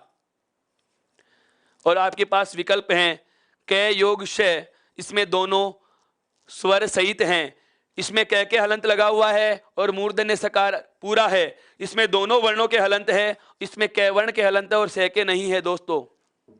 बताइए इसका विच्छेद क्या होगा? बिल्कुल विकल्प का चयन कीजिए। बहुत सारे मेरे विद्वान साथी 2 नंबर का विकल्प चयन कर रहे हैं। बिल्कुल आपके सामने जवाब होने के बावजूद भी आप प्रश्न गलत कर रहे हैं। बस यही वाली बात तो मुझे समझानी थी दोस्तों, इस बिंदु को अलग से बताने का यही तो उद्देश्य था। हमें क्या ध्यान देना है? अब प्रश्न पे आइए। बिल्कुल आपका प्रश्न का जवाब देने का तरीका मुझे बहुत पसंद आ रहा है। इतनी शीघ्रता से आपके जवाब आ रहे हैं, कुछ एक के गलत हैं लेकिन कुछ एक के सही भी हैं। सही जवाब देने वालों को बहुत बहुत धन्यवाद दोस्तों कि आप मेरी पूरी बात को ध्यान से सुने हो। शब्द जो मैंने प्रश्न में लिखा है, जो संयुक्त अक्षर मैंने प्रश्न में लिखा है, उसमें ध्यान देना। अब आप लिखना बंद कीजिए और जवाब पे आ जाइए। मैं आगे की चर्चा आरंभ कर चुका हूं मित्रों, मैं बात को आगे आरंभ कर चुका हूं मित्रों। क्या कि क्षय का सही विभाजन, और मैंने इसमें हलंत लगाया है, अर्थात इसके विच्छेद में भी आपको ए शामिल नहीं करना था, और आपको इसके विच्छेद में ए शामिल नहीं करना था। अर्थात यदि किसी विद्यार्थी का, यदि किसी मेरे मित्र का विकल्प नंबर 3 है, तो 3 विकल्प वाले धन्यवाद के पात्र हैं, और जिन्होंने विकल्प नंबर 3 के अलावा किसी अन्य विकल्प का चयन किया है दोस्तों, तो उन्हें ध्यान देने की और ज्यादा आवश्यकता है। बिल्कुल हताश निराश न होइए, हताश निराश न होइए। मैं फिर से आपके सामने प्रश्न रखने वाला हूं। इसके आगे देखिए, क्या या तो ऐसा प्रश्न दे दिया जाता है, कई बार क्या होता है, पेपर बनाने वाला थोड़ा सा दिमाग लगा जाता है, पेपर बनाने वाला थोड़ा सा दिमाग लगा जाता है, क्षय का सही विभाजन क्या होगा, यह है हमारा, बिल्कुल यह हमारा रटा हुआ रूप होता है। तो प्रश्न बनाने के साथ साथ वह विकल्प में क्या करता है, इस ए को इस से में शामिल कर देता है दोस्तों, और इसका विकल्प केवल कितना सा दे देता है, क को आधा लिख दिया और मूर्धन्य सकार को ए जोड़कर पूरा लिख देता है। यह विकल्प भी सही होगा। क्यों होगा? क्योंकि इसमें मूर्धन्य सकार क्या है, स्वर रहित है, और जैसे इसमें ए जुड़ जाएगा तो इसका हलंत हट जाएगा, तो यह रूप भी लिखा जा सकता है और यह रूप भी लिखा जा सकता है। अब हम बात करते हैं आगे की। त्रय का सही विच्छेद क्या होता है, तय योग रे योग ए। यदि आप चाहो तो तय को आधा लिख करके रे को पूरा भी लिख सकते हो दोस्तों। ध्यान देना, जय का क्या विच्छेद होता है, जय और इसी वर्ग का, चय वर्ग का पंचमाक्षर, और उसके बाद में आता है ए। यदि आप चाहो तो जय वर्ण को आधा लिख करके पंचमाक्षर को पूरा भी लिख सकते हैं। पूरा लिखने की वजह क्या है दोस्तों, इस ए स्वर को मैंने इनमें शामिल कर दिया है। अंतिम आता है कौन सा, श्रेय का सही विच्छेद क्या होता है, तो तालव्य सकार, उसके बाद में रे वर्ण, और उसके बाद में आता है दोस्तों ए। आप चाहो तो तालव्य सकार को आधा लिख करके रे को पूरा भी लिख सकते हो। यह इस प्रकार से आपके सामने जो मैंने रखा है वह कौन सा है, संयुक्त अक्षर, उनकी संख्या और उनका शाब्दिक विच्छेद। प्रश्न मेरा क्या है दोस्तों, दूसरा प्रश्न जो आपके सामने मैं अब रखने वाला हूं, क्या बिल्कुल आपने क्या दूसरा प्रश्न जो अब मैं लिखने वाला हूं क्या है, ध्यान दीजिए। इन चारों वर्णों का यदि आपको उच्चारण स्थान पूछा जाए, संस्कृत सूत्रों में आपने सभी के उच्चारण स्थान रटे होंगे, इनका उच्चारण स्थान ही नहीं मिलता। यदि आपको इनका उच्चारण स्थान पूछा जाए दोस्तों, तो कैसे जवाब देंगे उसका तरीका बता रहा हूं दोस्तों। क्या यदि इन चारों में से किसी भी वर्ण का आपसे उच्चारण स्थान पूछा जाता है, तो आपको क्या करना होगा, इनका संयुक्त अक्षरों का जो विच्छेद हमने लिखा है, वे देखिए दो दो तो व्यंजन है और एक एक क्या है दोस्तों, स्वर है। हमें क्या करना है, इनके उच्चारण स्थानों को जोड़ करके इनका स्थान बताना होगा। जैसे एक का मैं बता रहा हूं, कै कहां से बोला था दोस्तों, कंठ से, और शे कहां से बोला था दोस्तों, मूर्धा से। कहां से बोला था, मूर्धा से। और ए कहां से बोला था, कंठ से। अर्थात क्षय का स्थान क्या होगा, कंठ मूर्धा कंठ। क्या होगा दोस्तों, कंठ मूर्धा कंठ। और कहा जाएगा इसको, कंठ मूर्धा कंठे। क्या कहा जाएगा दोस्तों, कंठ मूर्धा कंठे। ऐसे आप इनको जोड़ करके इसका स्थान बता सकते हो। इन तीनों को जोड़कर आप इसका स्थान बता सकते हो, और इन तीनों को जोड़कर आप इसका स्थान बता सकते हो। यह था हमारा कौन सा, दूसरा वर्ण या दूसरा अन्य वर्ण, जिसका नाम है कौन सा, संयुक्त अक्षर। अब इसका स्क्रीनशॉट लीजिए मित्रों, ताकि आगे बढ़ा जा सके। ध्यान दें, अगली बात करते हैं हम अन्य वर्णों की। नंबर 3। बहुत अच्छा नाम लिखने वाला हूं दोस्तों, बहुत अच्छा नाम, बिल्कुल बहुत अच्छा नाम आपके सामने लिखने वाला हूं दोस्तों। विकसित स्वर क्या है, नाम ही नहीं पता सर, विकसित स्वर क्या है यह नहीं पता, कोई बात नहीं है। आप मुझे यह बता दीजिए, क्या अनुनासिक किसे कहा जाएगा। अनुनासिक क्या होता है दोस्तों, अनुनासिक का भी पता नहीं है, तो ध्यान दीजिएगा, इसका वह नाम जो जाना पहचाना है, क्या, चंद्र बिंदु। क्या दोस्तों, चंद्र बिंदु। कितना होता है, केवल एक। केवल कितना होता है दोस्तों? केवल एक होता है। केवल कितना होता है दोस्तों? एक होता है। जैसे आ के ऊपर आपने यह तो लगा दी चंद्रमा और यह लगा दी बिंदी, इसे हमने क्या कहा दोस्तों? चंद्र बिंदु कहा। क्या कहा दोस्तों? चंद्र बिंदु कहा। इसको चंद्रमा और बिंदु की तरह लिखते हैं। शिरोरेखा के ऊपर चंद्रमा और बिंदु लगा देते हो, आप इसे कहते हो दोस्तों चंद्र बिंदु। अब बात आती है दोस्तों, यह नाम क्यों पड़ा? अनुनासिक किसे कहा जाता है? अनुनासिक होता है, ध्यान देना, अनुस्वार का तत्सम। क्या होता है दोस्तों? अनुस्वार का तत्सम होता है। अर्थात जो लाइन के ऊपर बिंदी लगा के हम लिखते हैं अयोगवाह वर्णों में प्रथम, वह जो अनुस्वार होता है, अनुस्वार का यह क्या होता है? तद्भव होता है। अनुस्वार तो क्या है दोस्तों? अनुस्वार तो क्या है दोस्तों? तत्सम है। यह अनुस्वार तो क्या है? तत्सम है। और इसी का तद्भव रूप क्या होगा दोस्तों? इसी का तद्भव रूप क्या होगा दोस्तों? अनुनासिक होगा। अनुस्वार का ही तद्भव रूप क्या होगा? अनुनासिक होगा। महत्वपूर्ण बात अब जो मैं बताने वाला हूं वह क्या है, ध्यान दीजिए। मैंने इसका एक नाम और लिखा है, विकसित। क्यों कहा? हिंदी भाषा में स्वर और व्यंजनों की बात करें तो पाणिनि महोदय के द्वारा दिए गए माहेश्वरी सूत्रों में से सारी वर्णमाला निकली है। दोस्तों ध्यान से सुनना, बिल्कुल ध्यान से सुनना। हिंदी वर्णमाला के जो वर्ण हैं, जिनमें आपके स्वर हो चाहे व्यंजन हो, वो कहां से आए हैं? पाणिनि महोदय के द्वारा लिखित मूल व्याकरण के माहेश्वरी सूत्रों में से हमने लिए हैं। लेकिन यह जो चंद्र बिंदु है, यह हिंदी भाषा भाषियों ने स्वयं ने बनाया है। अर्थात चंद्र बिंदु का प्रयोग संस्कृत में नहीं होता था। इसका विकास हिंदी वालों ने स्वयं ने किया है। इसका विकास हिंदी भाषा वालों ने स्वयं ने किया है। हिंदी भाषा वैज्ञानिक या व्याकरणाचार्यों ने खुद ने बनाया है। इसीलिए इसको कहा गया है विकसित स्वर। इसका उच्चारण करते समय प्राणवायु नाक और मुंह दोनों से बाहर निकलती है, इसलिए इन्हें अनुनासिक कहा जाता है। इसलिए इन्हें क्या कहा जाता है दोस्तों? अनुनासिक कहा जाता है दोस्तों। क्या कहा जाता है दोस्तों? अनुनासिक कहा जाता है। तो अनुनासिक वर्ण पूछे या विकसित वर्ण पूछे या आपसे पूछ लिया जाए चंद्र बिंदु, तो कितना होगा? एक होगा। ध्यान देना, कितने होते हैं? एक। संस्कृत भाषा में आपको एक शब्द भी ऐसा नहीं मिलेगा जिसके ऊपर चंद्र बिंदु लगी हुई हो। क्यों? क्योंकि जिस समय संस्कृत भाषा बनी थी उस समय यह चंद्र बिंदु थी ही नहीं। इसका विकास हिंदी भाषा 1050 विक्रम संवत में बनती है, उसके बाद किया गया है। बिल्कुल विजय यादव जी, आपके कॉलेज वाले ओ का जिक्र भी मैं करूंगा, लेकिन थोड़ा धैर्य रखिए। अभी हम केवल हिंदी के बात कर रहे हैं वर्णमाला की। इसका स्क्रीनशॉट लीजिए मित्रों। हिंदी के विकसित स्वर के बाद में मैं बात करूंगा विकसित व्यंजन की। बिल्कुल विकसित व्यंजन की बात करने वाले हैं। ध्यान दें। अगला जो चौथा अन्य वर्ण आएगा वह आएगा कौन सा? ताड़न जात। वह कौन सा आएगा दोस्तों? ताड़न जात। अब ये नाम लिखते ही आपके चेहरे खिल उठे। क्यों? क्योंकि मैं इसकी जिक्र कर चुका हूं, लेकिन इसके बारे में भी आपको ऐसी बात अब बताऊंगा जिसकी चर्चा मैंने नहीं की है। बिल्कुल, जिसकी चर्चा मैंने अभी नहीं की है। इन ताड़नजात वर्णों के बारे में भी, इन्हें आप द्विगुण भी कह सकते हैं, और इन्हें कहा जाता है विकसित व्यंजन ध्वनियां। क्या कहा जाता है दोस्तों? विकसित व्यंजन ध्वनियां कहा जाता है। इन्हें क्या कहा जाता है? इन्हें विकसित व्यंजन कहा जाता है। क्यों कहा जाता है वो सुनिए। जिस प्रकार से एक हमने विकसित स्वर बनाया है, अनुस्वार का तद्भव रूप चंद्र बिंदु बनाया है, ठीक उसी प्रकार से दो वर्ण, ताड़नजात वर्ण कितने होते हैं? दो। ट वर्ग का तीसरा और ट वर्ग का चौथा, इन दोनों के नीचे हम जो बिंदी लगाते हैं, तो बिंदी लगा देने के बाद बिंदी लगा देने के बाद बनने वाले वर्ण होते हैं ताड़नजात वर्ण।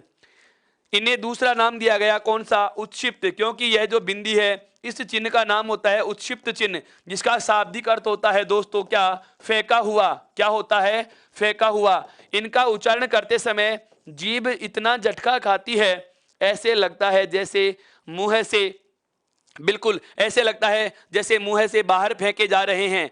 अब महत्वपूर्ण बात आएगी दोस्तों, क्या इनसे संबंधित एक बात आप मुझे बताएं कि व्यंजन जो होते हैं वो स्वरों की सहायता से बोले जाते हैं या नहीं। पूरी बात सुनना, उसके बाद मेरे प्रश्न का जवाब देना। व्यंजन वर्ण स्वर की सहायता से बोले जाते हैं या नहीं? यदि हाँ तो अपना थम्स अप कीजिए। यदि हाँ तो थम्स अप कीजिए। व्यंजन वर्ण स्वरों की सहायता से बोले जाते हैं या नहीं? यदि हाँ तो थम्स अप कीजिए दोस्तों, ताकि मुझे पता लगे कि आप सीख पा रहे हैं। व्यंजन वर्ण स्वरों की सहायता से बोले जाते हैं, स्वरों की सहायता से बोले जाते हैं। अब बात आती है क्या? बिल्कुल, अब बात आती है अगली। इस बिंदु को ताड़नजात चिन्ह कहा जाता है दोस्तों। क्या कहा जाता है दोस्तों? ताड़नजात चिन्ह कहा जाता है। बहुत बहुत आभार, बहुत बहुत धन्यवाद। आप मेरी बात समझ पा रहे हैं और पूरा मनोयोग से सुनते हैं क्या कि व्यंजनों को स्वरों की सहायता से बोला जाता है। मेरा प्रश्न दोस्तों अब है, आपके इतने शीघ्रता से नाम आ रहे हैं कि मैं नाम भी नहीं पढ़ पा रहा हूं। वेद प्रकाश जी, रोहित जी, बिल्कुल बिल्कुल ध्यान दें। अब आगे की मैं बात आरंभ कर चुका हूं मित्रों, आगे की मैं बात आरंभ कर चुका हूं। क्या कि हिंदी में जो व्यंजन होते हैं वो स्वरों की सहायता से बोले जाते हैं, और यदि किसी व्यंजन में से स्वर बाहर निकाल दिया जाए, तो व्यंजन स्वर रहित हो जाता है। व्यंजन क्या हो जाता है? स्वर रहित हो जाता है। अब आप लिखना बंद कीजिए और एक बार इधर ध्यान दीजिए, मैं बहुत काम की बात बताने वाला हूं दोस्तों। जैसे माना यह कौन सा वर्ण है? कै वर्ण है दोस्तों। कौन सा है दोस्तों? कै वर्ण है दोस्तों। और हमें पता है कि इस कै वर्ण में क्या जुड़ा हुआ है दोस्तों? ए जुड़ा हुआ है। क्या जुड़ा हुआ है दोस्तों? ए जुड़ा हुआ है दोस्तों। बिल्कुल बिल्कुल, बहुत बहुत धन्यवाद आपका सभी का जवाब बहुत सही है। अब दोस्तों अगली बात मैं आरंभ कर चुका हूं, आप इसका ध्यान दीजिए, आप इस बात पे ध्यान दीजिए। आप लिखना बंद करेंगे तो मैं बोलना शुरू करूंगा, इसलिए कह रहा हूं जरा ध्यान दीजिए। फिर से मैं प्रश्न पूछूंगा, आपको जवाब देने का मौका फिर से मिलेगा दोस्तों। ध्यान दें। अब मैंने कहा कि स्वर की सहायता से बोले जाने वाले वर्णों को हम व्यंजन कह रहे हैं। सभी व्यंजन स्वरों की सहायता से उच्चारित हो रहे हैं। यदि किसी व्यंजन से, एक एक शब्द को सुनना, बहुत काम की बात आएगी। इन दोनों से रिलेटेड काम की बात बताऊंगा। ऐसा इतिहास में बिल्कुल बिल्कुल पहली बार होने वाला है कि एक नया तथ्य हमें जानने को मिलेगा दोस्तों। क्या? सुनिए, इस व्यंजन में दोस्तों क्या जुड़ा हुआ है? स्वर जुड़ा हुआ है। यदि हम किसी व्यंजन में से स्वर बाहर निकाल देते हैं तो वह व्यंजन वर्ण जो होता है वह हलंत लगाकर लिखा जाता है। वह कैसे लिखा जाता है दोस्तों? हलंत लगाकर लिखा जाता है। कैसे लिखा जाता है दोस्तों? हलंत लगाकर लिखा जाता है। यह बात समझ में आई? मैंने क्या कहा कि व्यंजन वर्ण जो होते हैं वो स्वरों की सहायता से बोले जाते हैं। यदि किसी व्यंजन में से स्वर बाहर निकाल दिया जाए तो व्यंजन को हलंत कर दिया जाता है, अर्थात यह व्यंजन स्वर रहित तो हो जाता है, यह व्यंजन आधा हो जाता है। लेकिन अब आपको जानकर आश्चर्य होगा दोस्तों, बिल्कुल आश्चर्यचकित कर देने वाली बात बोलने वाला हूं। क्या कि ये दोनों वर्ण ऐसे हैं जिन्हें हम कभी आधा नहीं कर सकते दोस्तों। ताड़नजात वर्णों को स्वर रहित नहीं किया जा सकता। ताड़नजात वर्णों को स्वर रहित नहीं किया जा सकता दोस्तों। इसका कारण भी मैं आपको बता देता हूं क्यों नहीं किया जा सकता दोस्तों। ध्यान दीजिए, मैंने जैसे इस कैवर्ण में से ए स्वर को बाहर निकाला तो इसके नीचे क्या लगाया दोस्तों? हलंत का प्रयोग किया है। किसका प्रयोग किया है दोस्तों? हलंत चिन्ह का प्रयोग किया है, हल चिन्ह का प्रयोग किया है दोस्तों। यदि इनके बिल्कुल बिल्कुल, यदि मैं कहूं कि मुझे इनमें से जुड़ा हुआ स्वर भी बाहर निकालना है, यदि मुझे इनमें से जुड़ा हुआ स्वर भी बाहर निकालना है तो मैं इनके नीचे भी क्या लगाऊंगा दोस्तों? हलंत मुझे लगाना पड़ेगा। क्या लगाना पड़ेगा दोस्तों? हलंत मुझे लगाना पड़ेगा, हल चिन्ह लगाना पड़ेगा। और यदि आप इस वर्ण के नीचे हल चिन्ह लगा देते हो तो इतिहास बदल जाता है। कैसे? एक वर्ण के चिन्ह, बिल्कुल एक वर्ण के नीचे एक समय में दो चिन्ह लग जाते हैं, जो हिंदी में कभी मुमकिन नहीं होगा। एक वर्ण पर एक स्थान पे एक समय में दो चिन्ह कभी प्रयुक्त नहीं होते दोस्तों। दो चिन्ह कभी प्रयुक्त नहीं होते हैं, हिंदी में ऐसा कभी मुमकिन नहीं होगा। वापस से सुनना मेरी बात को, बहुत गजब की बात बोलने वाला हूं, ध्यान से सुनिए, एक एक शब्द पे गौर करना। मैंने क्या कहा? ताड़नजात बनाने के लिए हमने क्या किया है? टे वर्ग के इस तीसरे वर्ण पे और चौथे वर्ण के नीचे बिंदी लगा दी। क्या लगा दी दोस्तों? ताड़नजात चिन्ह का प्रयोग कर लिया। किसका प्रयोग किया दोस्तों? ताड़नजात चिन्ह का प्रयोग कर लिया। अब मुझे इनमें से स्वर बाहर निकालना है, और यदि मुझे स्वर बाहर निकालना है तो इनके नीचे हल चिन्ह का प्रयोग भी करना होगा। तो आप देखिए, एक ही वर्ण के नीचे एक समय में कितने चिन्ह लगा दिए मैंने, 2 चिन्ह लगा दिए। एक तो ताड़नजात चिन्ह लगा हुआ है और एक हलंत चिन्ह और लगा दिया, अर्थात एक वर्ण पर एक समय में कितने चिन्ह आ गए दोस्तों, 2 चिन्ह आ चुके हैं। और ऐसा कभी मुमकिन नहीं है कि एक वर्ण पर एक समय में 2 चिन्ह लगाए जा सके। आप बताएं जरा, जैसे इस कै में जुड़ा हुआ है, इस कै में जुड़ा हुआ है लघु उ, अब क्या मैं इस कै के ऊपर ओ की मात्रा और जोड़ सकता हूं क्या दोस्तों? ऐसा रूप कभी हो सकता है क्या? ऐसा कभी संभव नहीं है। तो यह भी कभी संभव नहीं है, यह भी कभी संभव नहीं होगा दोस्तों। अब आप समझ चुके होंगे क्या कि एक वर्ण पर एक समय में 2 चिन्ह कभी प्रयुक्त नहीं होते। भाषा साहित्य वाले विद्यार्थी बहुत अच्छे से समझ लीजिए इसको। ये वर्तनी शुद्धि में पूछा जा सकता है, ये बिल्कुल वर्तनी शुद्धि में पूछा जा सकता है।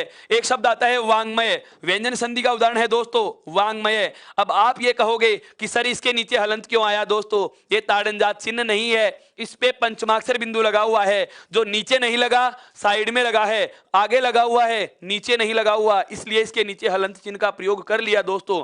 ये क्या करता है, शब्द शुद्धि में वांग्मय इस प्रकार से दे देता है और पूछ लेता है दिए गए विकल्पों में अशुद्ध शब्द का चयन कीजिए। इसके अलावा और 3 विकल्प होते हैं जो सही होते हैं और हम इसको वांग्मय समझ बैठ करके इसे सही मान लेते हैं, जो कि क्या है दोस्तों, अशुद्ध है, जो कि क्या है दोस्तों, अशुद्ध है। मैं आपको उदाहरण के साथ इन बातों को स्पष्ट कर रहा हूं।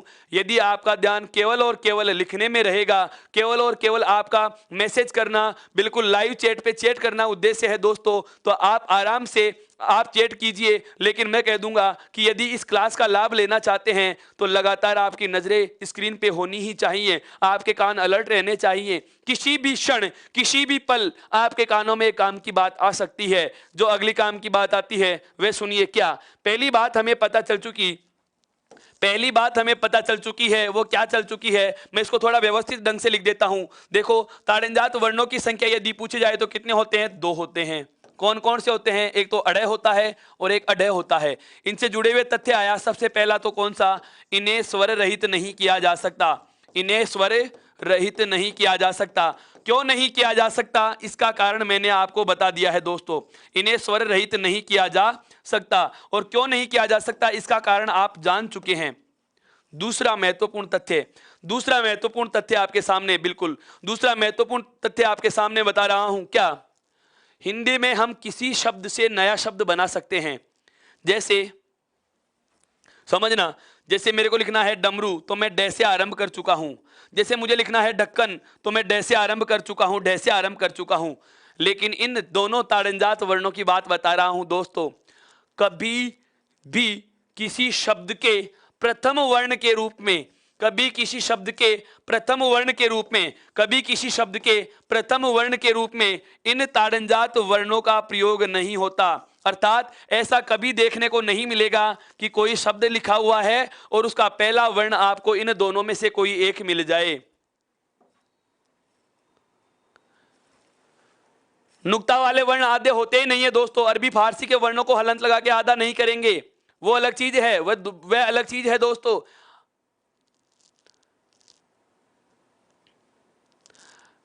चिड़िया में 2 हैं, आपका कहना बिल्कुल सही है। एक स्थान पर 2 नहीं आएंगे दोस्तों, एक स्थान पर 2 नहीं आएंगे। चिड़िया में ध्यान देना, एक मेरे मित्र ने कहा है कि इस चिड़िया शब्द में 2 चिन्ह लगे हुए हैं दोस्तों। यहां पर ताड़नजात चिन्ह नीचे लगा हुआ है और मात्रा आपने ऊपर लगा रखी है।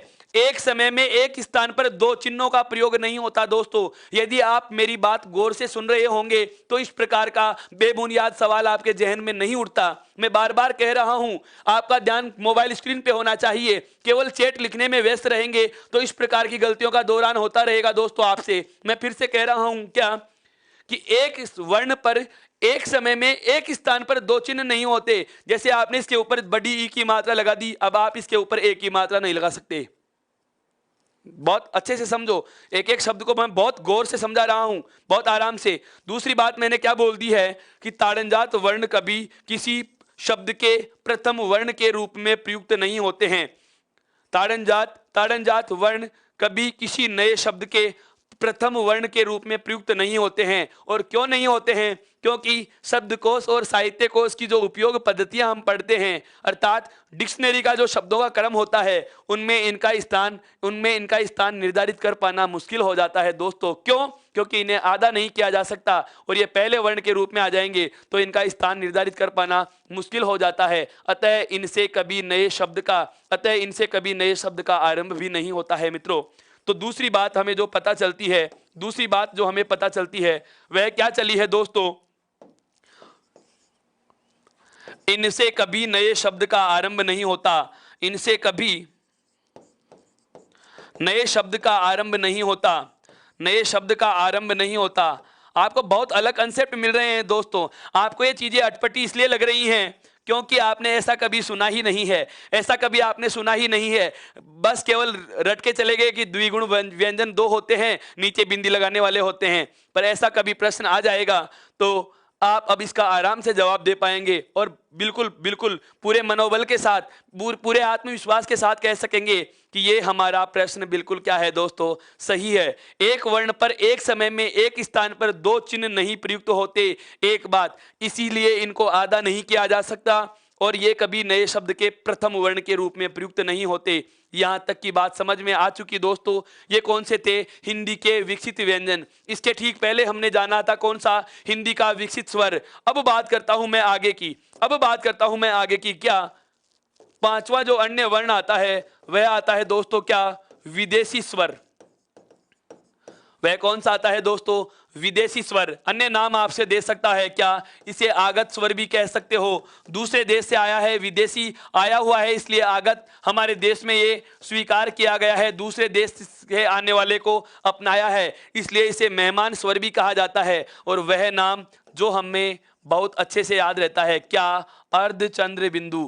क्या कहा जाता है दोस्तों? इसको अर्धचंद्र बिंदु कहा जाता है। अर्थात लाइन के ऊपर चंद्रमा तो हो लेकिन ये जो बिंदी होती है ये दोनों लगा दी जाए तो इसे कहा जाता है चंद्र बिंदु। लेकिन जब चंद्रमा हो और बिंदी नहीं हो, तो यह आदि चंद्र बिंदु कहलाती है। अर्थात अभी जो मेरे मित्र लिख रहे थे कॉलेज, अभी जो मेरे मित्र लिख रहे थे डॉक्टर, अभी जो मेरे मित्र लिख रहे थे हॉस्टल, या अभी जो मेरे मित्र लिख रहे थे हॉस्पिटल, तो ध्यान देना पवित्र का संधि विच्छेद होता है दोस्तों। पोधन इत्र अयादि संधि का उदाहरण है। अभी संधि पे मैं गया ही नहीं, आप बहुत आगे जा रहे हैं मित्रों। बहुत अलग तरीके से समझना। ट्रक में ट आधा है, रे पूरा है मेरे मित्रों। अभी मैंने रे वर्ण के 4 रूप बताने बाकी हैं। बिल्कुल जो नाक से बोला जाता है उसे नासिके कहा जाता है दोस्तों। क्या कहा जाता है उसके? नासिके कहा जाता है। कुर्बान खान जी, आपके सवाल का जवाब मैं दे चुका हूं, आगे बढ़िए। और बिल्कुल आप ध्यान दीजिए अपने बोर्ड पे। हर एक पहलू पे चर्चा कर रहा हूं मैं। कुछ एक चर्चाएं मैं कर चुका हूं। आप पुराने 5 वीडियो जो हमने बना लिए हैं, जो हमारे 5 सेशन हो चुके हैं, एक बार आप उन्हें देखिए तो सही। आपके बहुत सारे सवालों के जवाब तो पहले ही मिल चुके होंगे, बहुत पहले ही मिल चुके हैं दोस्तों। इन सभी पहलुओं पर मैं चर्चा कर चुका हूं और कुछ एक चीजें बची हुई हैं वर्णमाला की जिनकी हम चर्चा कर रहे हैं दोस्तों। क्या कि विदेशी स्वर या आगत स्वर या मेहमान स्वर जो अंग्रेजी भाषा का है, अर्धचंद्र बिंदु जिसे हम लिखते हैं क्या, इसका मैंने संकेत आपको पहले भी दिया था दोस्तों। कि यह वृत्ताकार स्वर आता है। एक बार पूछा गया है, वृत्ताकार स्वर में विदेशी स्वर को भी गिना जाता है जिसमें चंद्रमा तो होता है, बिंदी नहीं होती, अर्थात अर्धचंद्र बिंदु होती है दोस्तों। वह क्या होती है दोस्तों? अर्धचंद्र बिंदु होती है। बिल्कुल हिंदी पूरी पढ़ाई जाएगी। आप ऐसे ही मनोयोग से सुनते रहेंगे, आप ऐसे ही साथ देते रहेंगे, आप ऐसे ही मेरे साथ बने रहेंगे दोस्तों, तो मैं आपके सामने बहुत जल्द इसी बिंदु का 500 प्रश्नों का सेट लेके आना हूं। बिल्कुल 4-5 घंटे लगातार हम पढ़ेंगे इस बिंदु के सारे प्रश्न जो अब तक की किसी भी प्रकार की छोटी से छोटी और बड़ी से बड़ी, बिल्कुल छोटी से छोटी और बड़ी से बड़ी परीक्षा में आ चुके हैं। हम उन सभी प्रश्नों पे चर्चा करेंगे। एक दिन की चर्चा हमारी उसी प्रकार की रहेगी, केवल प्रश्न हल करेंगे। उस समय केवल प्रश्न हल करेंगे। वर्ण विचार के सभी प्रश्नों का मैं समागम लेकर के आने वाला हूं दोस्तों। लेकिन आप बने रहिए, चैनल को लाइक कीजिए, सब्सक्राइब कीजिए और इसका लिंक शेयर कीजिए। ज्यादा से ज्यादा मित्रों को बताइए कि 9 बजे अपनी कक्षा आरंभ हो चुकी होती है जो 10:30 बजे तक चलती है दोस्तों। बिल्कुल ध्यान देने वाली बात है। यदि आपने उत्कर्ष ऐप को इंस्टॉल नहीं किया दोस्तों तो उसे इंस्टॉल कीजिए ताकि बहुत जल्द आपको इसकी PDF प्राप्त हो सके। टेलीग्राम बिल्कुल बिल्कुल टेलीग्राम को ज्वाइन कीजिए, ताकि बोर्ड के स्क्रीनशॉट भी आपको मिलेंगे पीडीएफ के रूप में। जो पढ़ाया गया है इसके स्क्रीनशॉट भी आपको पीडीएफ के फॉर्मेट में मिलेंगे दोस्तों। तो ध्यान दें, अब बिंदु पे आ जाइए, बिंदु पे आ जाइए। तो अर्धचंद्र बिंदु या विदेशी स्वर की बात की जाए तो संख्या पूछे तो एक होता है। लिखा कैसे जाता है? आ के ऊपर अर्धचंद्र बिंदु लगाकर संकेत कैसे होगा? खड़ी पाई के ऊपर अर्धचंद्र बिंदु लगा देंगे, जैसे आपके सामने मैंने दो उदाहरण लिख भी दिए हैं दोस्तों। तो यह कौन सा है? विदेशी स्वर होता है दोस्तों। यह कौन सा है दोस्तों? विदेशी स्वर होता है दोस्तों। बिल्कुल, यहां तक की बात मैं कर चुका हूं, यहां तक की बात मैं कर चुका हूं दोस्तों। अब मैं आगे बढ़ रहा हूं। है कौन सा है? अल्प प्राण है या महाप्राण है? दोस्तों मैं इसकी बात कर चुका हूं, है वर्ण महाप्राण है। आप मित्र कल का कक्षा देखिए, कल की कक्षा देखिए, प्लेलिस्ट में से आप कल का लिंक उठाइए, आप उसे देख सकते हैं। सभी चर्चाएं मैं कर चुका। अगला जो आता है क्या? विदेशी व्यंजन। अन्य वर्णों में छठा जो प्रकार है वह कौन सा है दोस्तों? विदेशी व्यंजन का। और विदेशी व्यंजन की चर्चा भी वैसे तो हम कर चुके थे, जब मैंने आरंभ की कक्षा में आपको किसी वर्ण के चारों तरफ बिंदु लगने वाले वर्णों की जो संरचना बताई थी, उसमें मैं इनकी चर्चा कर चुका हूं। विदेशी व्यंजन होते तो कितने हैं दोस्तों? 5। कितने हैं दोस्तों? 5 हैं। यहां पर जो हिंदी में बहुतायत से प्रयोग में लिए जाते हैं दोस्तों, कौन कौन से हैं? देखो, क, ख, ग, ज और फे वर्ण।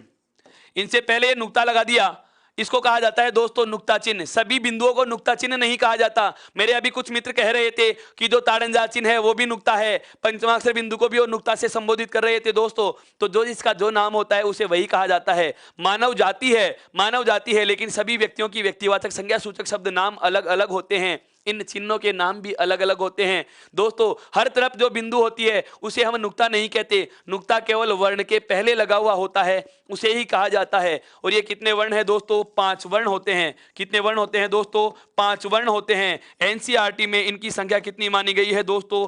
3 मानी गई है। ये कौन सी भाषा के होते हैं दोस्तों? अरबी फारसी भाषा के होते हैं दोस्तों। कौन सी भाषा के होते हैं? अरबी फारसी भाषा के होते हैं मित्रों।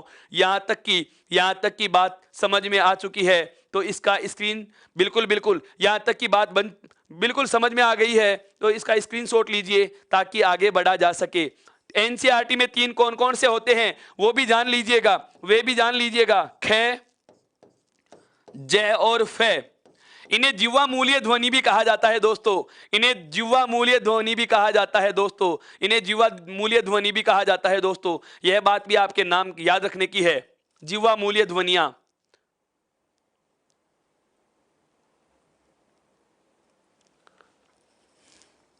आगे बढ़ते हैं दोस्तों। तो ये जो अभी अभी हमने जाने हैं, एक बार जरा ध्यान देना मेरे साथ के साथ। अभी अभी हमने जाने हैं क्या कि जो 11 स्वर होते हैं और 33 जो व्यंजन होते हैं, इनके अलावा हिंदी में अन्य वर्ण कौन कौन से आ गए? अयोगवा है, 2 आते हैं। संयुक्त अक्षर 4 होते हैं। इसके अलावा विकसित स्वर होता है 1, जिसे चंद्रबिंदु कहा। आपके विकसित व्यंजन होते हैं कितने? 2, जिन्हें ताड़नजात कहा जाता है। और इनसे संबंधित 2 बातें हमने और जानी। क्या जानी है हमने? कि इन्हें एक तो कभी स्वर रहित नहीं किया जा सकता और इनसे कभी नए शब्द का आरंभ भी नहीं होता है। उसके बाद आता है विदेशी स्वर 1 होता है और विदेशी व्यंजन आपके सामने 5 लिखे हुए हैं दोस्तों। अब जो ध्यान देना, पवित्र शब्द का विच्छेद पोधन इत्र होता है दोस्तों। पोधन इत्र होता है, मैं बता चुका हूं आपको जब हमारे संधि वाला प्रकरण चलेगा। अयादि संधि का उदाहरण है दोस्तों पवित्र शब्द। इसका मैं आपको बहुत अच्छे से समझाऊंगा। अभी हम उस सेगमेंट पे बात न करके चल रहे बिंदु की तरफ ध्यान दें। एक इसमें छोटी सी चर्चा और बची है, वर्णों की संख्या। जो आपको इंतजार था कि कितने होते हैं, 44 होते हैं, 52 होते हैं, 56 होते हैं, सभी चीजों पे मैं प्रकाश डालने वाला हूं। वर्णों की संख्या ध्यान दें, मैं पूछ नहीं रहा हूं, आपको बताने की आवश्यकता भी नहीं है। पहले पूरी बात सुनिए, उसके बाद आपके जहन में कोई प्रश्न बचता है तो आप अपना प्रश्न कमेंट बॉक्स में लिख सकते हैं। पहले पूरी बात सुनिए कि कितनी होती है, कैसे होती है। मैं छोटे छोटे वर्णों की संख्या से संबंधित आपको मैं कम से कम 10 प्रश्न बताने वाला हूं। 10 प्रश्न बताने वाला हूं दोस्तों। 44, 52, 56 ही नहीं, इसके अलावा भी बहुत सारी चीजें आपके सामने रखूंगा। देखिए, पहली बात, यदि आपसे पूछा जाए स्वर कितने होते हैं तो स्वर की संख्या होती है दोस्तों 11 है। कितने होते हैं दोस्तों? 11 होते हैं। कितने होते हैं दोस्तों? 11 होते हैं। दूसरी बात, यदि आपसे पूछा जाए दोस्तों क्या व्यंजन कितने होते हैं तो व्यंजन होते हैं 33। इनका योग होता है दोस्तों क्या? 44 होता है। कितना होता है? 44 होता है। पहला महत्वपूर्ण प्रश्न क्या? मूल वर्ण यदि आपसे पूछे जाते हैं तो आपका प्रश्न का जवाब क्या होगा? 44 होगा दोस्तों, बिल्कुल 44 होगा दोस्तों। ध्यान दें वापस से, यदि आपसे पूछा गया है प्रश्न क्या, स्वर कितने होते हैं, हिंदी में स्वरों की संख्या कितनी होती है दोस्तों, तो जवाब होगा कितने? 11। हिंदी में व्यंजन कितना होगा, तो जवाब होगा 33। कितने होंगे? 33 होंगे। और यदि आपको पूछा जाता है मूल वर्ण कितने होते हैं दोस्तों, तो मूल वर्ण का मतलब स्वर और व्यंजन दोनों होंगे, स्वर और व्यंजन दोनों होंगे। इन्हें आप चाहो तो ये कह सकते हो हिंदी के साधारण वर्ण यदि पूछ लिए जाएं दोस्तों, ऐसे प्रश्न आते हैं। हिंदी में साधारण वर्णों की संख्या कितनी होती है? यह कक्षा नियमित चलेगी क्या? बिल्कुल अमर जी, यह कक्षा नियमित ही चलती है। रोजाना रात 9 बजे आपके बीच में उपस्थित हो जाता हूं, 10:30 बजे तक आपके साथ बना रहता हूं बिना थके। लगातार ये कक्षा हर दिन चलेगी जब तक हमारा संपूर्ण पाठ्यक्रम नहीं हो जाता, जब तक हम हिंदी भाषा, व्याकरण, साहित्य और इसके काव्य शास्त्र तथा शिक्षण विधियों के संपूर्ण बिंदुओं पर चर्चा नहीं कर लेंगे। ये कक्षा अनवरत चलती ही रहेगी दोस्तों। ऐसे ही बने रहिए, अपना प्यार बनाए रखिए, बिल्कुल ध्यान दीजिएगा। पहला प्रश्न मैं बड़ा बता चुका हूं क्या, हिंदी में मूल वर्ण पूछे या साधारण वर्ण पूछे तो कितने होते हैं? 44 होते हैं। कौन कौन से होते हैं? 11 स्वर और 33 व्यंजन होते हैं। अब आगे बढ़ता हूं क्या, तीसरा बिंदु क्या आ रहा है? अयोगवाह्य कितने होते हैं? तो हम जान चुके हैं दोस्तों, अयोगवाह्य कितने होते हैं दोस्तों? 2 होते हैं। अयोगवाह्य कितने होते हैं? 2 होते हैं। उसके बाद में अगली बात आती है संयुक्ताक्षर। संयुक्ताक्षर पूछ लिए जाएं तो दोस्तों संयुक्ताक्षर होते हैं कितने? 4 होते हैं। कितने होते हैं दोस्तों? संयुक्ताक्षर 4 होते हैं। बिल्कुल, अभी एक मेरे मित्र ने बताया कि यह पुलिस उप निरीक्षक अर्थात एसआई परीक्षा 2004 में पूछा गया प्रश्न है दोस्तों। हर महीन पहलू पे मैं बात करने वाला हूं, ध्यान से समझिए। आपके हर प्रकार के प्रश्न का जवाब आपके बोर्ड पर होगा। ध्यान से केवल पढ़िए, केवल ध्यान से पढ़िए। नंबर 5 पे आता है क्या? ताड़न जात यदि आपसे पूछ लिए जाए ताड़न जात, तो ताड़न जात वर्णों की संख्या होती है दोस्तों 2। अब इन 44 में इन्हें और जोड़ देंगे, बिल्कुल इन 44 में इन्हें और जोड़ देंगे तो ये देखो 44 से 2 46 और 4 50 और 2 52 नई संख्या मुझे प्राप्त हो चुकी है दोस्तों, और नए प्रश्न का जवाब भी आ चुका है। दूसरा प्रश्न क्या, हिंदी में कुल वर्ण कितने होते हैं? हिंदी में कुल वर्ण कितने होते हैं? दूसरे प्रकार का प्रश्न पूछा जाता है, हिंदी में कुल वर्ण कितने होते हैं दोस्तों? तो जवाब होगा 52 होंगे। मैंने आरंभ की कक्षा में आते ही 56, 52 और 44, बिल्कुल 56, 52 और 44 को सही बताया था। वो क्या था? आज उन मित्रों को जवाब मिल रहा है। ध्यान से सुनिए, मैं सारी बातें कर चुका हूं। अब आपके जहन में यह भी नहीं रहेगा कि 52 कौन कौन से, सभी के नाम आपके सामने उल्लेखित हैं। 11 स्वर, 33 व्यंजन, अर्थात 44 तो होते हैं आपके मूल या साधारण वर्ण।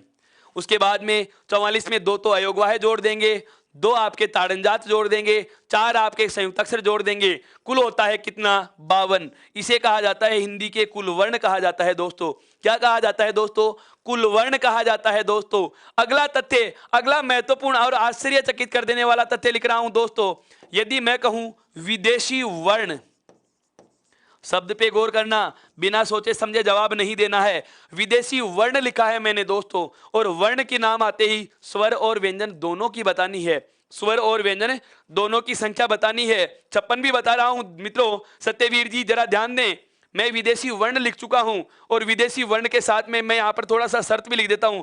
अकॉर्डिंग टू एनसीईआरटी बात करें, अकॉर्डिंग टू एनसीईआरटी बात करें तो वर्णों की संख्या जो विदेशी वर्ण होते हैं वह 4 होंगे। कितने होंगे? 4 होंगे। कैसे होंगे? ध्यान से समझना। ख, जय और फे, ख, जय और फे, ये 3 तो है विदेशी व्यंजन, और एक आपका जो अर्धचंद्र बिंदु है यह है आपका विदेशी स्वर। अर्थात स्वर और व्यंजन दोनों को हम एक नाम में जाने तो किस नाम से जानेंगे दोस्तों? वर्ण के नाम से जानेंगे। किसके नाम से जानेंगे दोस्तों? वर्ण के नाम से जानेंगे, जिसमें 3 तो व्यंजन हो गए, एक आपका स्वर हो गया। कुल हो गई संख्या कितनी? 4। अर्थात 52 में जब इन 4 को और शामिल कर लिया जाए तो कुल संख्या होती है दोस्तों 56 हो जाती है। कितनी हो जाती है दोस्तों? 56 हो जाती है, जिन्हें कहा जाता है मानक संख्या। क्या कहा जाता है? मानक संख्या, या हिंदी के मानक वर्ण कहा जाता है। अर्थात अगर आपसे पूछ लिया जाए देवनागरी लिपि के अनुसार मानकीकृत वर्णों की संख्या कितनी होगी दोस्तों? तो प्रश्न का जवाब 56 होगा। अब आपके प्रश्न पूछने पर निर्भर करता है कि संख्या उसने कौन सी जाननी है। यदि पेपर में प्रश्न पूछने वाले को संख्या का पता लगाना है, स्वर कितने होंगे? देखिए दोस्तों, ये 6 प्रश्न तो हमारे पास छोटे आ चुके हैं, 6 प्रश्न तो छोटे आ चुके हैं और 3 प्रश्न हमें महत्वपूर्ण मिल चुके हैं। 44 क्या होते हैं, 44 क्या होते हैं, 52 क्या होते हैं और 56 क्या होते हैं। मेरे एक मित्र जो आज अल्प प्राण और महाप्राण की चर्चा कर रहे हैं, मैं उनसे कहना चाहूंगा इसके ठीक पहले वाली कक्षा में अल्प प्राण और महाप्राण की बहुत विस्तार से हम चर्चा कर चुके हैं दोस्तों। बिल्कुल, जिसमें प्राणवायु कम मात्रा में बाहर आती है अल्प प्राण कहलाएगा। प्रत्येक वर्ग का पहला, तीसरा और पांचवा, प्रत्येक वर्ग का पहला, तीसरा और पांचवा, ध्यान देना। इसके साथ साथ सभी के सभी अंतस्थ वर्ण और इसके अलावा सभी स्वर अल्प प्राण होते हैं। कुल संख्या की बात 15 नहीं दोस्तों, कुल संख्या 30 होती है। जरा ध्यान दें, पूर्व के वीडियो देखें और पूर्व की कक्षाओं का आनंद लेने के लिए आपको चैनल को सब्सक्राइब करना होगा, बेल आइकन को प्रेस करना होगा ताकि आपको प्लेलिस्ट प्राप्त हो सके और इसके पहले हो चुकी 5 कक्षाएं आप आराम से देख सके। दोस्तों ध्यान से समझिए, ये हिंदी वर्णों की संख्या से संदर्भित जो आपका बिंदु था, मैंने उस कंफ्यूजन को भी क्लियर कर दिया है, उस बिंदु को भी मैंने क्लियर कर दिया है। अब इसमें 2 छोटी छोटी चर्चाएं और रह गई हैं दोस्तों। एक तो क्या रहा है, बहुत गजब की बात बता रहा हूं, वर्ण विचार की बात करें तो सामान्य सा वर्ण विचार पूरा हो चुका है। इसका बहुत डीप कॉन्सेप्ट बचा हुआ है जिसकी चर्चा हम आगे आने वाली कक्षा में करने वाले हैं। क्या? एक तो स्वर की मात्राएं, एक शब्द में वर्ण गिनना। कौन कौन से वर्णों की मैं चर्चा करूंगा दोस्तों? एक तो हम बात करेंगे क्या, मात्राओं से संबंधित। एक हम बात करेंगे क्या, शब्द में वर्णों की गणना। शब्दों में किसकी गणना दोस्तों? वर्ण की गणना। एक हमारा जो बिंदु बचा हुआ है क्या है, व्यंजन को स्वर रहित करने के नियम। व्यंजन को दोस्तों स्वर रहित करने के नियम, बिल्कुल अलग अलग चीजें हैं ये, करने के नियम। और एक महत्वपूर्ण बिंदु बचा हुआ है, साहित्य कोश और शब्दकोश का उपयोग और पद्धतियां। इन 4 बिंदुओं की चर्चा हम आगे वाली कक्षा में करेंगे। तब तक के लिए आपको बहुत बहुत धन्यवाद और उत्कर्ष परिवार की ओर से आप सभी का मैं आभार व्यक्त करता हूं कि आप लगातार विश्वास के साथ बने हुए हैं। दोस्तों ई उत्कर्ष ऐप को यदि आपने अभी तक भी इंस्टॉल नहीं किया है, टेलीग्राम ऐप को ज्वाइन नहीं किया है, तो दोस्तों ज्वाइन कीजिए, चैनल को सब्सक्राइब कीजिए, लाइक कीजिए और अपने सवाल कमेंट बॉक्स में लिखिए। आपके हर प्रश्न का यथासंभव और वैध जवाब दिया जाएगा। ध्यान दीजिए, इसका स्क्रीनशॉट लीजिए मित्रों, ताकि हम आज की कक्षा को शुभ रात्रि बोल सकें। बिल्कुल स्क्रीनशॉट लीजिए मित्रों। इसके बाद की चर्चा होगी अगली कक्षा में। तब तक के लिए सभी को good night, Ram Ram ji. Click on the subscribe button to subscribe to our channel. Press the bell icon on the YouTube app and never miss another update. Download eUtkarsh app from Google Play Store. eUtkarsh app is one-stop solution for your competitive exam preparation with lots of unique and amazing features like create your own custom test, add YouTube videos in app library, add web reference link for quick revision, make your own custom flashcards. For each chapter, you can give online test and analyze your performance. So download eUtkarsh app now.